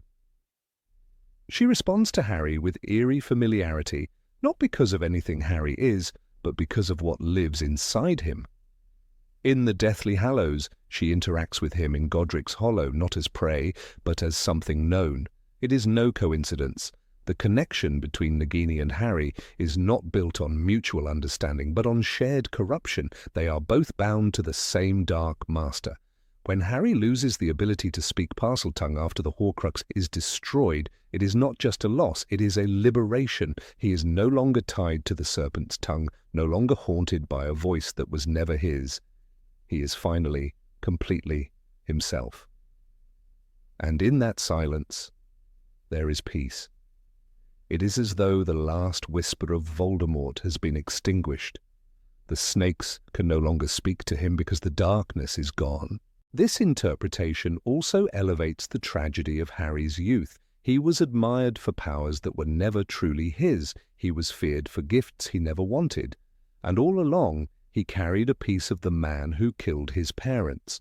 The parseltongue was not a reward. It was a scar, a wound that spoke. And its silence at the end of the war is the final proof that Harry has been healed, not just in body, but in soul. Even his son, Albus Severus, is a reflection of this healing. When Harry tells him, "You were named for 2 headmasters of Hogwarts. One of them was a Slytherin, and he was probably the bravest man I ever knew." It's not a celebration of Slytherin traits, but a reclamation of them. He is no longer bound by fear of the House of the Snake. He has conquered it, not through domination, but through exorcism. He loved, he suffered, and he overcame. The theory that Parseltongue came from the Horcrux does more than explain a magical mystery. It adds depth to the story. It shows that Harry's journey was not about discovering his gifts, but about shedding the ones he never asked for. It reveals that his heroism lies not in his powers, but in his refusal to be defined by them. He did not choose the snake's tongue. He endured it, and when the time came, he gave it up without regret. In the end, Harry Potter was never the heir of Slytherin. He was the temporary bearer of its curse, and by surviving it, rejecting it, and letting it go, he did something Voldemort never could. He became whole, not through the conquest of death, but through the acceptance of sacrifice. And in the quiet that followed the last battle, when no snakes whispered and no dark thoughts clouded his mind, Harry Potter was, for the first time, truly free. Number 25, Lupin was never a real werewolf. Of all the strange whispers that drift through the halls of Hogwarts lore, one of the most perplexing is the theory that Remus Lupin, beloved professor, tortured soul, and lifelong werewolf, was never a werewolf at all. According to this theory, everything the wizarding world knew about him was a carefully constructed illusion, born not from a bite but from a powerful, insidious curse cast upon him as a child. In this reimagining, the monster that Lupin believed he carried inside was not the result of Fenrir Greyback's teeth, but of a psychological spell so deeply embedded that even Lupin himself believed in the lie, and that lie would shape the course of his entire life. From the very first moment readers meet Remus Lupin in Harry Potter and the Prisoner of Azkaban, something feels off, but not in the way one might expect. He is gentle, composed, and above all, exhausted. His tattered robes and lined face paint a picture of someone haunted, but not necessarily dangerous. When the truth about his condition is revealed, the shock is less about the fact that he's a werewolf and more about the shame he carries with it. "I am a werewolf," he confesses. "That's why I have to leave." Yet there's something oddly performative in the timing. Why would his transformations occur precisely when others are watching? Why would someone as skilled in magic as Remus not take greater precautions if he truly believed he was capable of killing? Supporters of this theory often point to the peculiar nature of Lupin's transformations. Throughout the series, we never witness a full transformation in isolation. When he changes during the events of the 3rd book, it is in the presence of Sirius Black, Harry, Hermione, Ron, Peter Pettigrew, and Severus Snape. His behavior becomes feral but not necessarily inhuman. The description given by the text lacks the grotesque horror often associated with true werewolf transformations. He lunges, he growls, he forgets himself, but he does not slaughter, he does not maim. He flees into the forest and disappears. The danger, while real, feels curiously muted. Further evidence lies in Lupin's own understanding of his condition. He drinks the wolfsbane potion to maintain control, yet we never see him actually lose complete control when he forgets it, except when others are around to confirm the myth. Could this be a psychosomatic reaction, a mind under the influence of suggestion and stigma? In Muggle psychology, it's not unheard of for individuals to adopt identities imposed upon them in early childhood, especially under traumatic conditions. What if Lupin had been cursed, not bitten, marked with a suggestion so strong that his body responded to the full moon, not through infection, but through belief? The theory finds a strange ally in the backstory of Fenrir Greyback himself. J.K. Rowling describes Greyback as a werewolf who delights in infecting children, but the attack on Lupin remains oddly vague. We never see it. We never hear first-hand testimony. Lupin himself says only that Greyback targeted him out of vengeance against his father. Yet, for such a traumatic event, his recollection is curiously sterile. He offers no emotional detail, no sensory memory, just a single line. Greyback found me and bit me, but who confirmed the bite? Who treated the wound? Who verified that a transformation had actually taken place? The Department of Magical Law Enforcement would have taken notice of such a case, yet no official record is ever mentioned. Unlike Bill Weasley, who is mauled by Greyback later in the series and bears clear physical scars and changes in behavior, Lupin's curse is private, psychological. He isolates himself, he hides, but he also functions. He becomes a professor, he joins the order, he teaches, he does not display the loss of control we witness in true victims of werewolf attacks such as Greyback himself or those cursed in other stories from wizarding history. The most unsettling aspect of the theory lies in the possibility that Remus's parents were deceived. Lyle Lupin, Remus's father, was outspoken in his hatred of dark creatures, especially werewolves. This made him a target. According to the theory, Greyback or someone else with a vendetta used this opportunity to exact revenge not through blood but through disgrace. A false attack staged to appear as a bite, followed by a confundus charm or even a more ancient curse of suggestion, could have manipulated a young boy's mind into believing he was now one of the monsters his father despised. This would have broken Lyle far more effectively than a real bite ever could. Lupin's schooling at Hogwarts also raises questions. Why did Dumbledore, a man known for his belief in second chances, accept Lupin into the school under such extreme secrecy? I was a small boy when I received the bite, Lupin tells Harry. Dumbledore made special arrangements for me to come to school. Yet what if Dumbledore had suspected the truth? What if he understood that Lupin was cursed, not infected, and saw in him a test case for whether magical society could accept someone labelled as other, even if he wasn't? Perhaps Dumbledore hoped that by nurturing Lupin, the boy could overcome not just stigma, but the curse of suggestion itself. It is notable that the Marauders, James Potter, Sirius Black and Peter Pettigrew, believed so wholeheartedly in Lupin's condition that they became animagi to protect him. But the Marauders were teenage boys. They saw only what Lupin told them and what they thought they witnessed. None of them were trained in magical medicine. If Lupin acted like a werewolf, that was proof enough. And if his transformations followed a predictable pattern, they could interpret that as further evidence.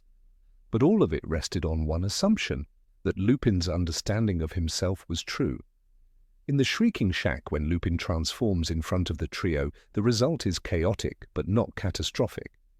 Lupin was writhing on the floor, hair was sprouting across his face and hands. But nowhere is there mention of claws raking flesh or a complete abandonment of rationality. He howls, he runs, but even as a werewolf, he does not attack anyone until provoked by proximity or confusion. This could align with the behavior of someone under the influence of a curse, a person overwhelmed by belief and suggestion during a specific lunar phase, much like some ancient magical illnesses that flare under certain cosmic conditions. Another layer is the curious fact that Lupin never infected anyone. Over the course of decades, despite his active involvement in 2 wars, he has no known victims, not one. Even the cursed Greyback cannot say the same. This is striking, especially considering the supposedly uncontrollable nature of werewolves. The idea that Lupin could restrain himself so thoroughly year after year suggests either a superhuman level of discipline or that he was never truly dangerous in the way people believed. In the Deathly Hallows, when Tonks becomes pregnant, Lupin reacts with fear, not for her safety, but for the child's. "My kind don't usually breed," he says. it will be like me. But this is a presumption, not a fact. Again, Lupin assumes. He does not know. He fears that the child will be a werewolf, but the outcome reveals otherwise. Teddy is born with metamorph magus powers, not lycanthropy. Could this be a final piece of proof? A true werewolf, by all known law, cannot father a child without risk of infection. But if Lupin was never a werewolf, only cursed, then the child would be untouched. And he is. One of the strangest inconsistencies in Lupin's story is his relationship to wolfsbane potion. Introduced only shortly before his teaching year, the potion allows werewolves to retain their minds during transformation. But Lupin never seems particularly desperate for it. He is grateful, yes, but he does not depend on it with the desperation of someone whose sanity or life is on the line. When Snape forgets to give it to him before the full moon in the third book, Lupin transforms, but again causes no harm. If he were a true werewolf without the potion, the result should have been catastrophic. Lupin's physical health also raises questions. Werewolves, according to magical medicine, age faster and suffer from deteriorating health due to constant transformations. Yet Lupin remains relatively healthy until the final battle. Tired, yes. Thin, always. But not deteriorating. He fights valiantly, teaches effectively, and remains intellectually sharp. This is not the typical trajectory of a cursed creature. Instead, he behaves like someone bearing a psychological burden rather than a physical one. In folklore, there are ancient spells, rare, lost to most modern wizards, that instill belief so deeply into the subject's psyche that the illusion becomes indistinguishable from reality. In some rare cases, magical trauma or exposure to suggestion can create what's known as a mirror curse. The victim reflects back what they believe others see. If someone like Greyback or another dark practitioner used such a spell on young Lupin, then his transformations, his symptoms, even his fear, could be echoes of that manipulation, not actual lycanthropy. Perhaps most disturbing is the possibility that the Ministry of Magic allowed this illusion to persist. With their bureaucratic disdain for nuance and their rigid classifications, Lupin could have been labelled based on assumption and fear, not evidence. Once the label werewolf was applied, it stuck. No further proof was needed. And for someone already marginalized, any attempt to question the diagnosis would have been seen as denial. Lupin was trapped, not just by the curse, but by the society that accepted it without question. The stigma Lupin faced in adulthood is key to this theory's tragedy. He is rejected by employers, shunned by neighbors, and ultimately forced into hiding. All based on what? A story? A bite no one saw? A monthly ritual of pain he never truly describes. If his condition was nothing more than a spell of suggestion, then the real horror is not what he became, but what everyone else believed him to be.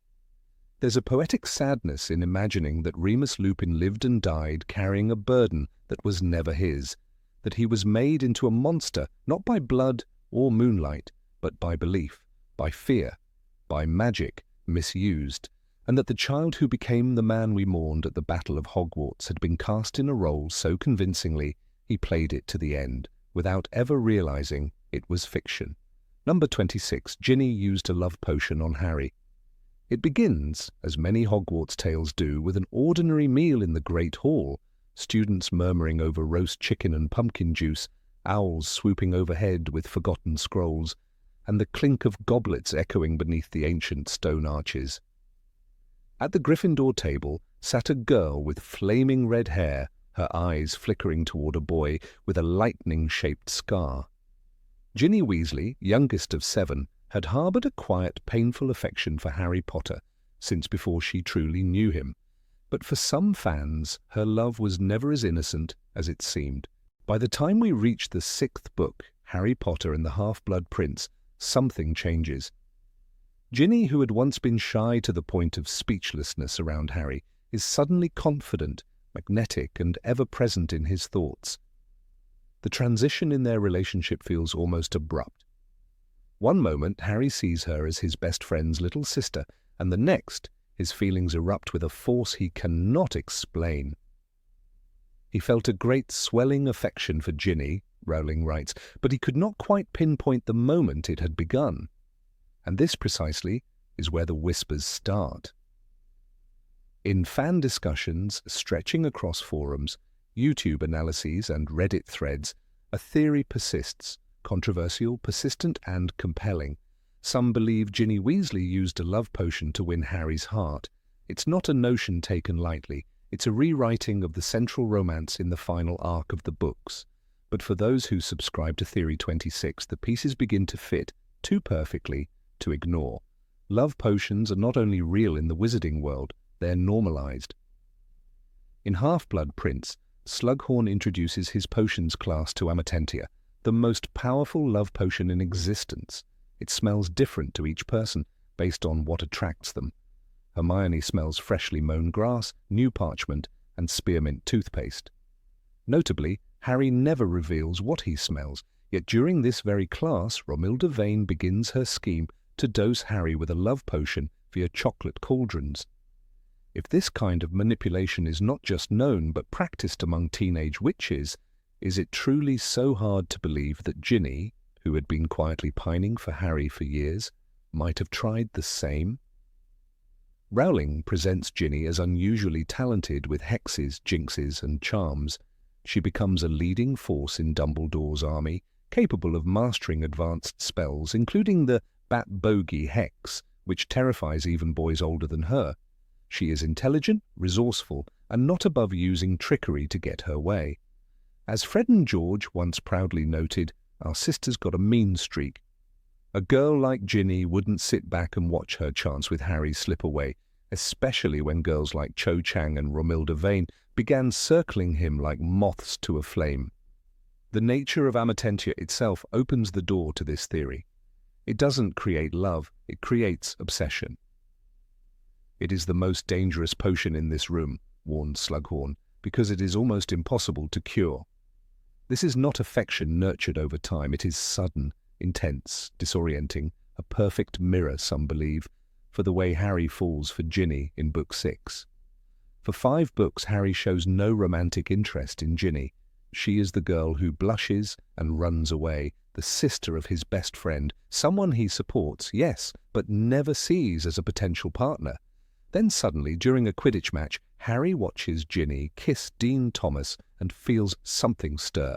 Jealousy rises, unbidden, forceful and unfamiliar.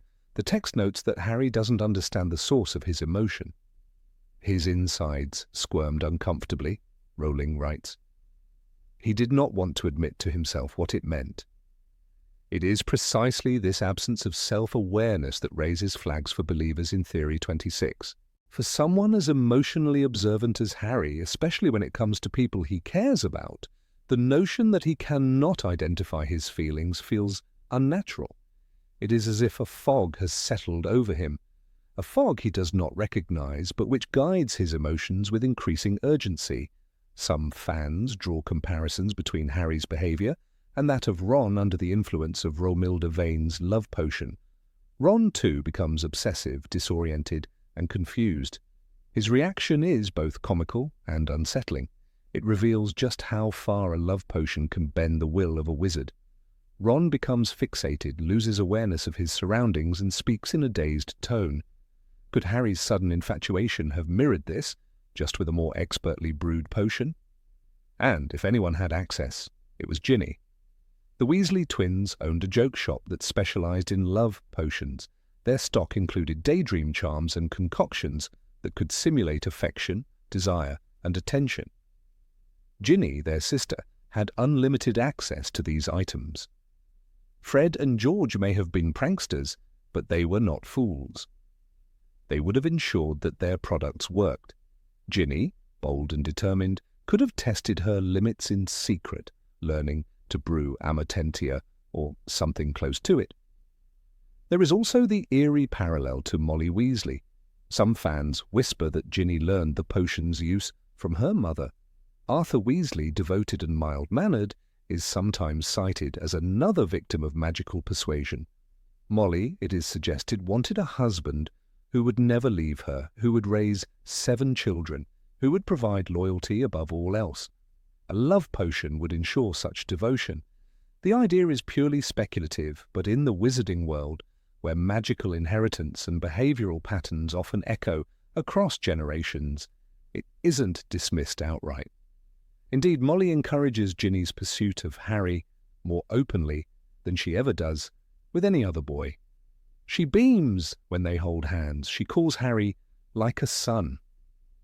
Could this maternal push be rooted in more than affection? Could it be part of a deeper strategy passed from mother to daughter, a secret women's magic unspoken in Hogwarts corridors?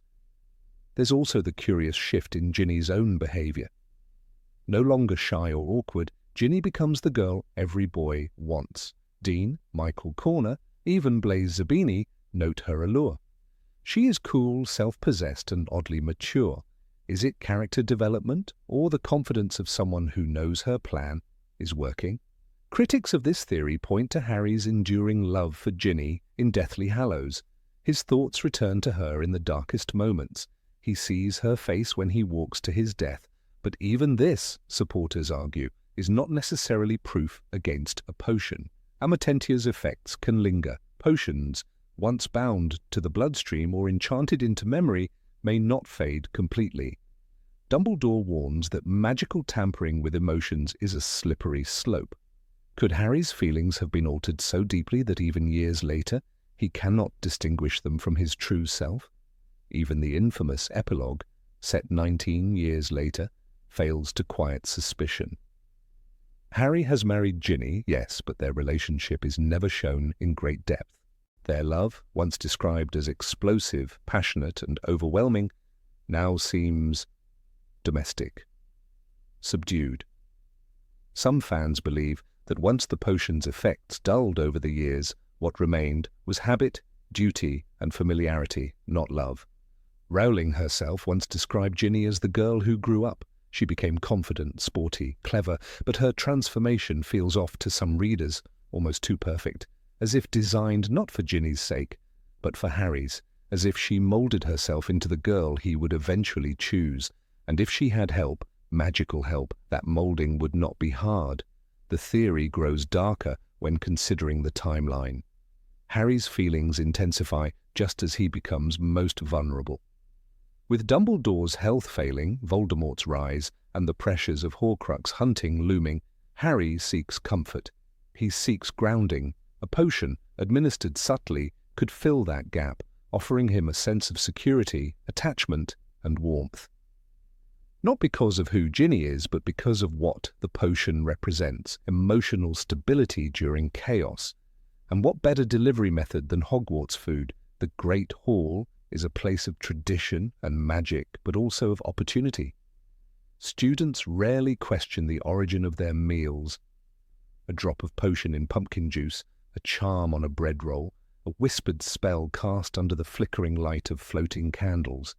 The possibilities are endless. No need for chocolates with names scribbled in cursive, no need for clumsy schemes, just one drop, again and again, until affection becomes routine. Still, the theory is not without sadness. If true, it rewrites Harry's final choice. It questions the nature of love in the wizarding world.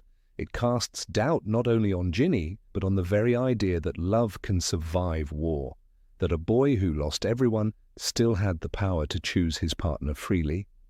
It suggests, hauntingly, that even the chosen one was not above manipulation. There is no proof, of course. Rowling never confirms it. Harry never suspects it. And Ginny, well, she smiles quietly in the background, raising children and sending them off to Platform 934.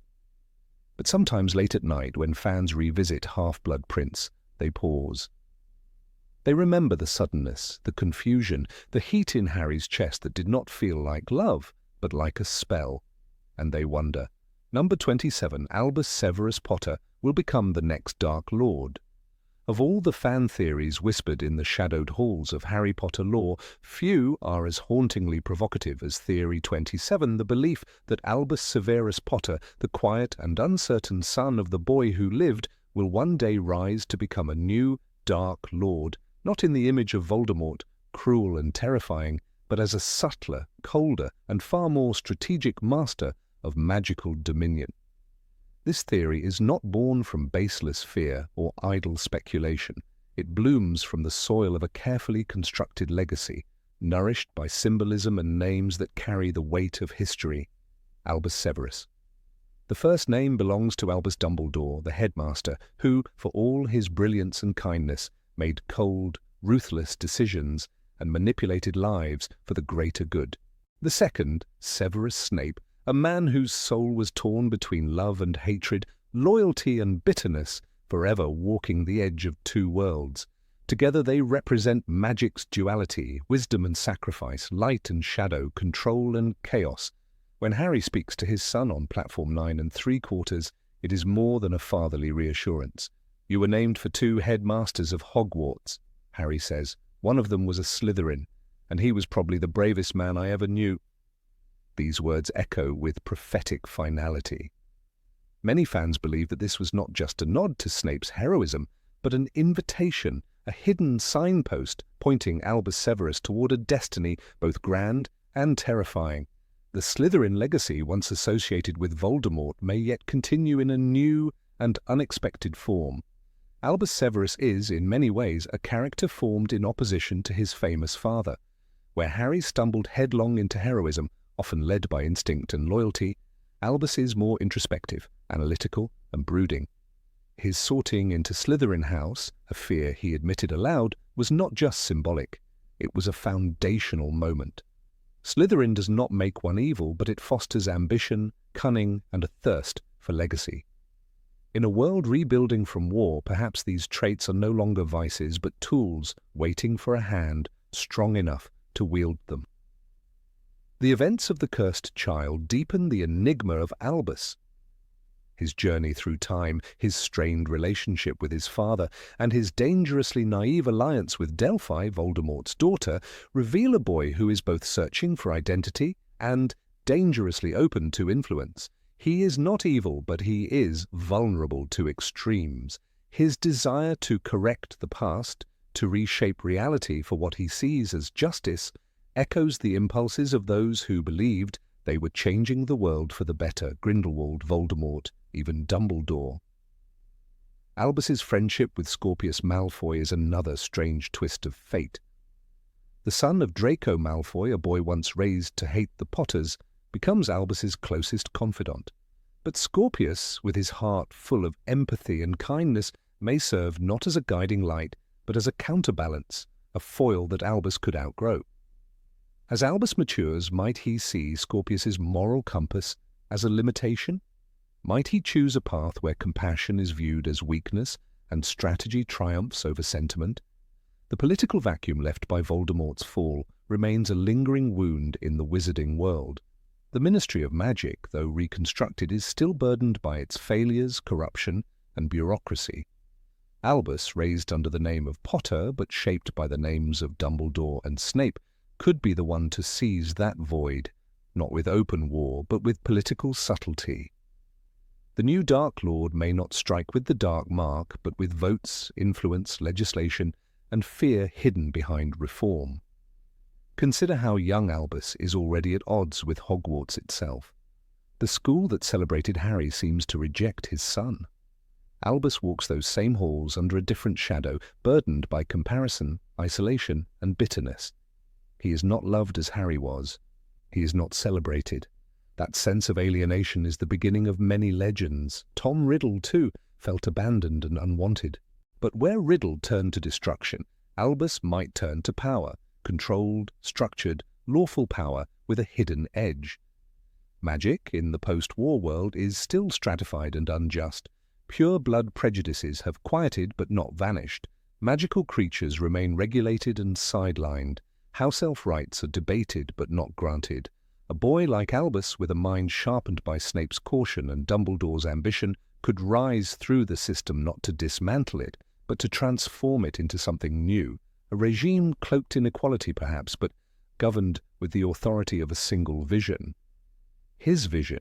There is something unsettling about the way Albus questions time. In The Cursed Child, he engages with time-turners willing to alter history to change his father's legacy. This willingness to tamper with temporal stability reveals a mindset both daring and dangerous. Time is sacred in the wizarding world. Those who dare to change it often believe themselves above consequence. Albus, in his adolescence, already touches that threshold. What happens when he gains the power to do it on a larger scale? The prophecy that once drove the First War is now spent. Voldemort is gone. But prophecies are never the only way fate manifests. Sometimes it is in names, in ideas, in inherited trauma. Albus Severus carries with him three legacies: the boy who lived, the man who died for love, and the headmaster who sacrificed everything for the greater good. Each of these men walked toward darkness in some form. The idea that the son might not resist that call but embrace it, slowly, carefully, is chillingly plausible. He has witnessed the failure of heroes. He knows his father's pain, his Uncle Ron's clumsiness, his Aunt Hermione's bureaucratic entanglements. The trio that once saved the world now governs it, flawed, tired, compromised. Albus, watching from the wings, might see their methods as obsolete. He might believe he can do better, and that belief, that certainty in one's own righteousness, is the spark that kindles every empire of control. The character of Albus is a mirror. To Harry, he reflects the fear of failing as a father. To the reader, he reflects the next generation's weight. But what if he also reflects a warning that even the son of the boy who lived is not immune to ambition, that evil, in the 21st century of the wizarding world, will not wear a mask but a minister's cloak, a headmaster's robe, or a friendly smile? The theme of duality runs deep. Dumbledore and Snape were not purely good or evil. Their choices were layered, complicated, tainted by secrets. Albus Severus, named for both, may inherit not their wisdom, but their burden. In seeking to understand both men, he may follow their darkest instincts. Like Snape, he may operate in shadows. Like Dumbledore, he may justify cruelty with purpose, but unlike them, he is unanchored. No prophecy binds him, no war defines him. He is free to shape his own empire. In a world weary of war, tyranny will not return with spells and skulls, but with policy and persuasion. The new Dark Lord may never cast a killing curse. He may never utter Avada Kedavra. He may never raise a wand. Instead, he will raise ideas, seductive, persuasive ideas that promise safety, control, and a brighter future. Albus Severus Potter, with his quiet intellect and noble lineage, might be the perfect vessel for such a reign. The books taught us that evil begins with good intentions. Tom Riddle wanted to stop death. Grindelwald sought the greater good. Albus Severus wants to rewrite history, to redeem his father, to prove his worth. These desires seem noble, but ambition twists. If unchecked, they lead to domination disguised as justice. And unlike Riddle, who lacked love, Albus knows what love is. That makes him more dangerous, because he will use it to justify everything. Even the wand chooses the wizard, but in Albus's case, perhaps the wizard chooses the future. He may not need a wand at all. He may use alliances, secrets, charm, and quiet manipulation. His path will not be dramatic, but methodical. He will learn. He will wait. He will understand people the way Snape did, and he will lead them the way Dumbledore tried to. But where those two men failed, he may succeed. Some fans have imagined the scene where Albus, older now, returns to Hogwarts, not as a student, but as its master. He walks the darkened halls at night, not out of curiosity, but inspection. His eyes are cool, his voice calm. No one fears him, but all obey. He wears green and silver beneath black robes. He keeps portraits covered. The castle is silent under his watch. Order has returned. Peace, yes, but at a cost. The final tragedy is that Harry might never see it coming. His love for his son blinds him. He sees his own struggles in Albus and cannot believe that his boy would choose the path of control. But love, as Dumbledore once said, can be a form of blindness. And so when the new Dark Lord rises, not in fire and blood but in law and order, it will not be to conquer the world. It will be to fix it, one careful decree at a time.